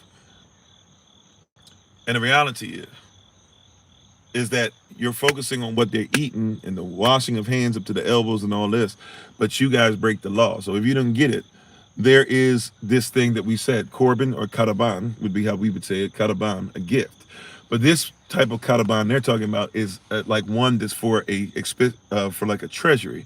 You're given this gift, but you can't touch it because it doesn't really belong to you unless it's going to be used properly by the Most High Yah. And what he's saying is that the religious leaders, the same Pharisees and scribes that were traveling with them, who tried to challenge him on the fact that they weren't washing up to the elbows, he said that you guys are so quick to challenge me on that, but you guys don't honor your parents. Moses gave a law that said that you were supposed to honor your mother and father. So when your mother and father come and they need help from you, what you all do is you all go, I don't need, or say, hey, I would give you the money, but everything that's given to me is a gift, is a kataban. And this kataban or this korban, we put it into the temple. So it's not really ours to give. Sorry, mom. Sorry, dad. And he says, so what you guys do is you guys look away and don't call out your own Levites, your own so-called Levitical priesthood that you say is better than everybody else. You don't call them out when they will not honor the law and help their own mother and father, because you guys have come up with the way of saying, well, if somebody gives me a gift, I don't have to give it back to I don't have to use it to help anybody, including my mother and father. I can just go ahead and have this whole bank account, this whole offshore, so to speak, LLC trust bank account where nobody can touch it, including myself. Even though I can touch it, I just have to launder it. I just have to make sure it's clean. In other words, you're money laundering. You're saying that you don't have stuff. You're saying you're trying to clean the money, although you're using it for dirty or unclean purposes. Right? That's what's going on. That's what he says there, right? You're trying to say this about all this, but you're really being unclean. Right? And what he even goes to, if you really see what he's saying, when you go deeper into Mark chapter 7, he's basically saying it like this. He's basically saying, look, it's not so much what goes into a man as far as when you eat this physical food that you should be as worried about as when you're eating the spiritual stuff, or what you're spitting out to all these persons who are supposed to be learning from you, right? What you're serving is worse than what they're eating. In other words, what you're serving spiritually is worse than what they're eating physically. How can we say this? Well, what he really is saying, especially when you get into Mark, he's saying that, hey, excuse me, you guys are so busy trying to call out this or whatever, but you guys are spiritually bankrupt and morally bankrupt, and you don't take care of your own parents, and you got even your parents and other persons believing that it's okay to go ahead and not honor your mother and father as long as you can find a way to hide the money, when all this stuff is supposed to be for us as a community. If there's any trust LLC or whatever, it's supposed to be for us as a community, not just for you to go ahead and keep pocketing and not serve and not offer up and not help others, especially your family. So what he says here is the problem that you have is worse than the problem that's eating food or didn't wash their hands before they ate, or didn't wash the table, didn't wash whatever. He said the problem with that is the law. Not following the law is worse than the traditions of men. See, if it's the traditions based off of the law, they would be the traditions of Yah. That's different. But the traditions of men got y'all messed up in here, where you're doing persons dirty. Right? So he said, and really what he even goes, if you go deeper, he's basically saying, if it comes into your mouth, if you're eating it, the worst that happens if it enters into your mouth, it goes to your digestive tract, right? It goes to your digestive system. It goes to your bowels. It comes out of you, and it goes down the sewer to where it can't even mess up anything else that somebody else might eat on the table, or might pick from a tree, or might pluck the grain or whatever, right? He's like, that's the worst it's going to do, right? Is that, and even if somebody gets sick off that, they can get better off that for a season. He said, but what you do is worse, because what you're preparing to serve from your heart is wicked, right? And this is where he says, they draw close to me, they draw nigh to me with their mouth, and they praise me with their lips, but their lob, their passion, their hearts are far from me. So since your hearts are far from me, what you're feeding the person is anti-Christ. Because if you don't have the heart of Christ, are we not supposed to? He said, I'll send you pastors, I'll send you helots, I'll send you assemblers, I'll send you angels, I'll send you messengers. After what? After my own heart. So if your heart's not right and it's anti-Christ, then it's worse, because all these persons are coming to get fed the truth by you. And you're against the Messiah. You're against the Most High. You're against Israel. You're against the kingdom of heaven. Here it is, we're trying to feed you. And persons like, or we're trying to feed the people, and you're feeding them something else. You're more worried about whether they wash their hands. Because once again, I'm not saying don't wash your hands, but some persons are more worried about the washing of hands and will call that out and don't care about the fact that they don't take care of their own family. He said if persons are learning from you, then he said, then they're learning from the blind. He said, if the blind lead the blind. And where do the blind lead the blind? They lead them into the ditch. Right? He said, the blind lead the blind. You guys are blind. You're blinded by traditions of men more so, right, than what's coming out of your heart. He said, this is the reason why it's important to know this, and that persons need to hear this, and why he had to say it in front of everybody. Remember, after he said this, and his disciples were like, man, chill out. You saying too much. He called all the people over. He went into one of the people's house and called all the people, everybody that could hear. He said, hey, everybody come here. I want to tell you about these religious leaders. Crazy word, right? That's bold right there. He's with his chest 10 toes down. He said, hey, everybody who can hear me, come here this real quick. I'm going to tell you about these religious leaders. They blind, and the blind lead the blind, and they leading you into a ditch. And if you keep listening to them, you blind yourself, because they're blinding you with stuff that has nothing to do with the passions of the Most High Yah. Sure, wash your hands, but don't forget to make sure that you are cleaning your heart. Your heart being dirty is more important than your hands being dirty. Okay? Verse 20 of Mark chapter 7, he said, that which cometh out of a man defileth the man.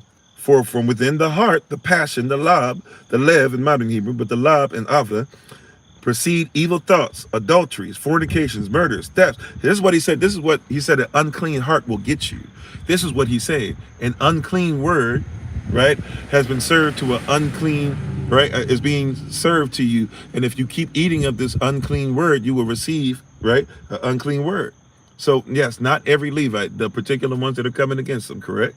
Because even him speaking, right, being a priest, him training apostles, stuff like that, there's obviously the dana, right? Or there's obviously the separation, right? In between. Okay? So we already get that. We already know that. There's already the setting aside, the setting apart. The bavadal, right? There's already the setting apart. We already get this. But hear what he's saying about these particular ones who are more concerned about you doing that than making sure that your heart is right. And he said, that which cometh out of a man, that defileth the man, for from within of the heart of men, those who are following the law of the flesh, not the law of the spirit, which once again doesn't mean the law doesn't exist. If you go to Romans chapter 7, the law is holy, the law is spiritual, the commandments are holy, the statutes are holy, they are without sin. We know this. So we're not saying the law of the spirit means it's only spiritual and you can get away with whatever. No, the law was always spirit. It manifested in the flesh, because Yahweh is not flesh. So he's not flesh that he should lie. Right? Okay. All right. So watch this, verse 21. For within this heart of these type of men proceed evil thoughts, adulteries, fornications, murders, thefts, covetousness, wickedness, deceit, lasciviousness, an evil eye, blasphemy, pride, foolishness. All of those things come from within, come from those who are shaping iniquity. And how you doing? This is Sharon. I don't know if Sharon Yvonne. Sorry, I'm about to say the full name, but welcome on. Right? They defile the man. Now watch this. And all that, where did it say that it's okay to eat what's unclean? Was that talking about don't put washing of the hands before your heart? Or was it saying that you can eat pork? Right? Now that we've read the book of Acts, where does it say there that you can eat what's clean? Was it saying that you can now eat pork? Or was it saying, hey, if somebody comes into the knowledge of the Most High and they receive Holy Spirit, it doesn't matter if they were Israel by birth at that point, now they can be grafted. You see? So somebody will try to take that and tell you why it's okay to go ahead and do what Yah told us not to. But it's not Yahweh's will for us to go outside the law. Remember, it's not just Mosaic law. Although Yahashua talks about Mosaic law, although Paul talks about Mosaic law, you got to go back to the laws of Moses. They try to get you at Romans 10:4, and they don't read Romans 10:5. Right behind Romans 10:5, it says you got to go back to the law. We had forgotten, and Yahashua was sent, according to Malachi chapter 3, he was sent because we had gotten so egregiously away from the law that we were following the law of the flesh or the traditions of men rather than the law of the spirit, what Yahweh wanted from the beginning. The word is the same yesterday as it is today, as it is forevermore. Amen? Amen. All right. Time is up. We were supposed to be finished at 11 a.m. New York time. It is 11:02. So thank you, family. I'm going to go ahead and finish what I was doing. Thank you for those who were with us for the Early Rise of Bible Study session. We appreciate you. We salute thee in thine house. I will see you later today, this evening, prayerfully, as long as we have signal, wherever we are on the road. And we pray safe travels for you and for your family. We're continuing. We'll probably be on the road for the next couple of days, and then we'll rest a little bit before we pack up the RV and get ready to see you guys in Houston on the 22nd. Of course, see everybody virtually for the Feast of Trumpets. If you're joining other members of SOC, feel free to do so and come together. If not, if you're joining us virtually, whoever's there with you, or even if you're just going to be there by yourself, feast. We're going to get down. We're going to eat. We're going to eat lawfully, but we're going to eat. So we're going to eat. We're going to get a word, and I'll see if I can virtually maybe have some games and some stuff that everybody can partake in and stuff. Those who are coming physically, not sure how many children are not coming, but we'll try to see if we can have something for them to do as well.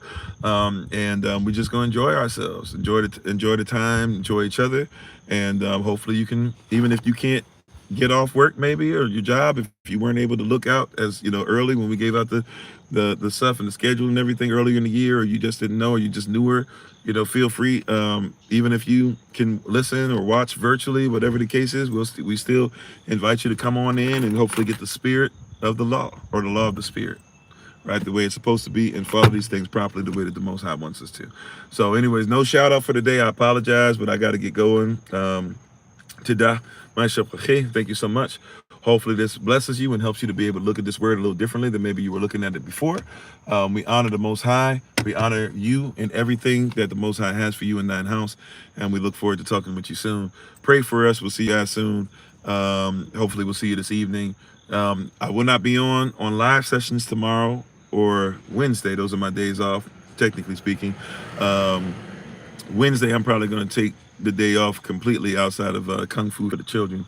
I'm probably not going to do anything at all on Wednesday, but we will still have SOC University. We'll do something for Patreon, and we do have our last of this quarterly session of the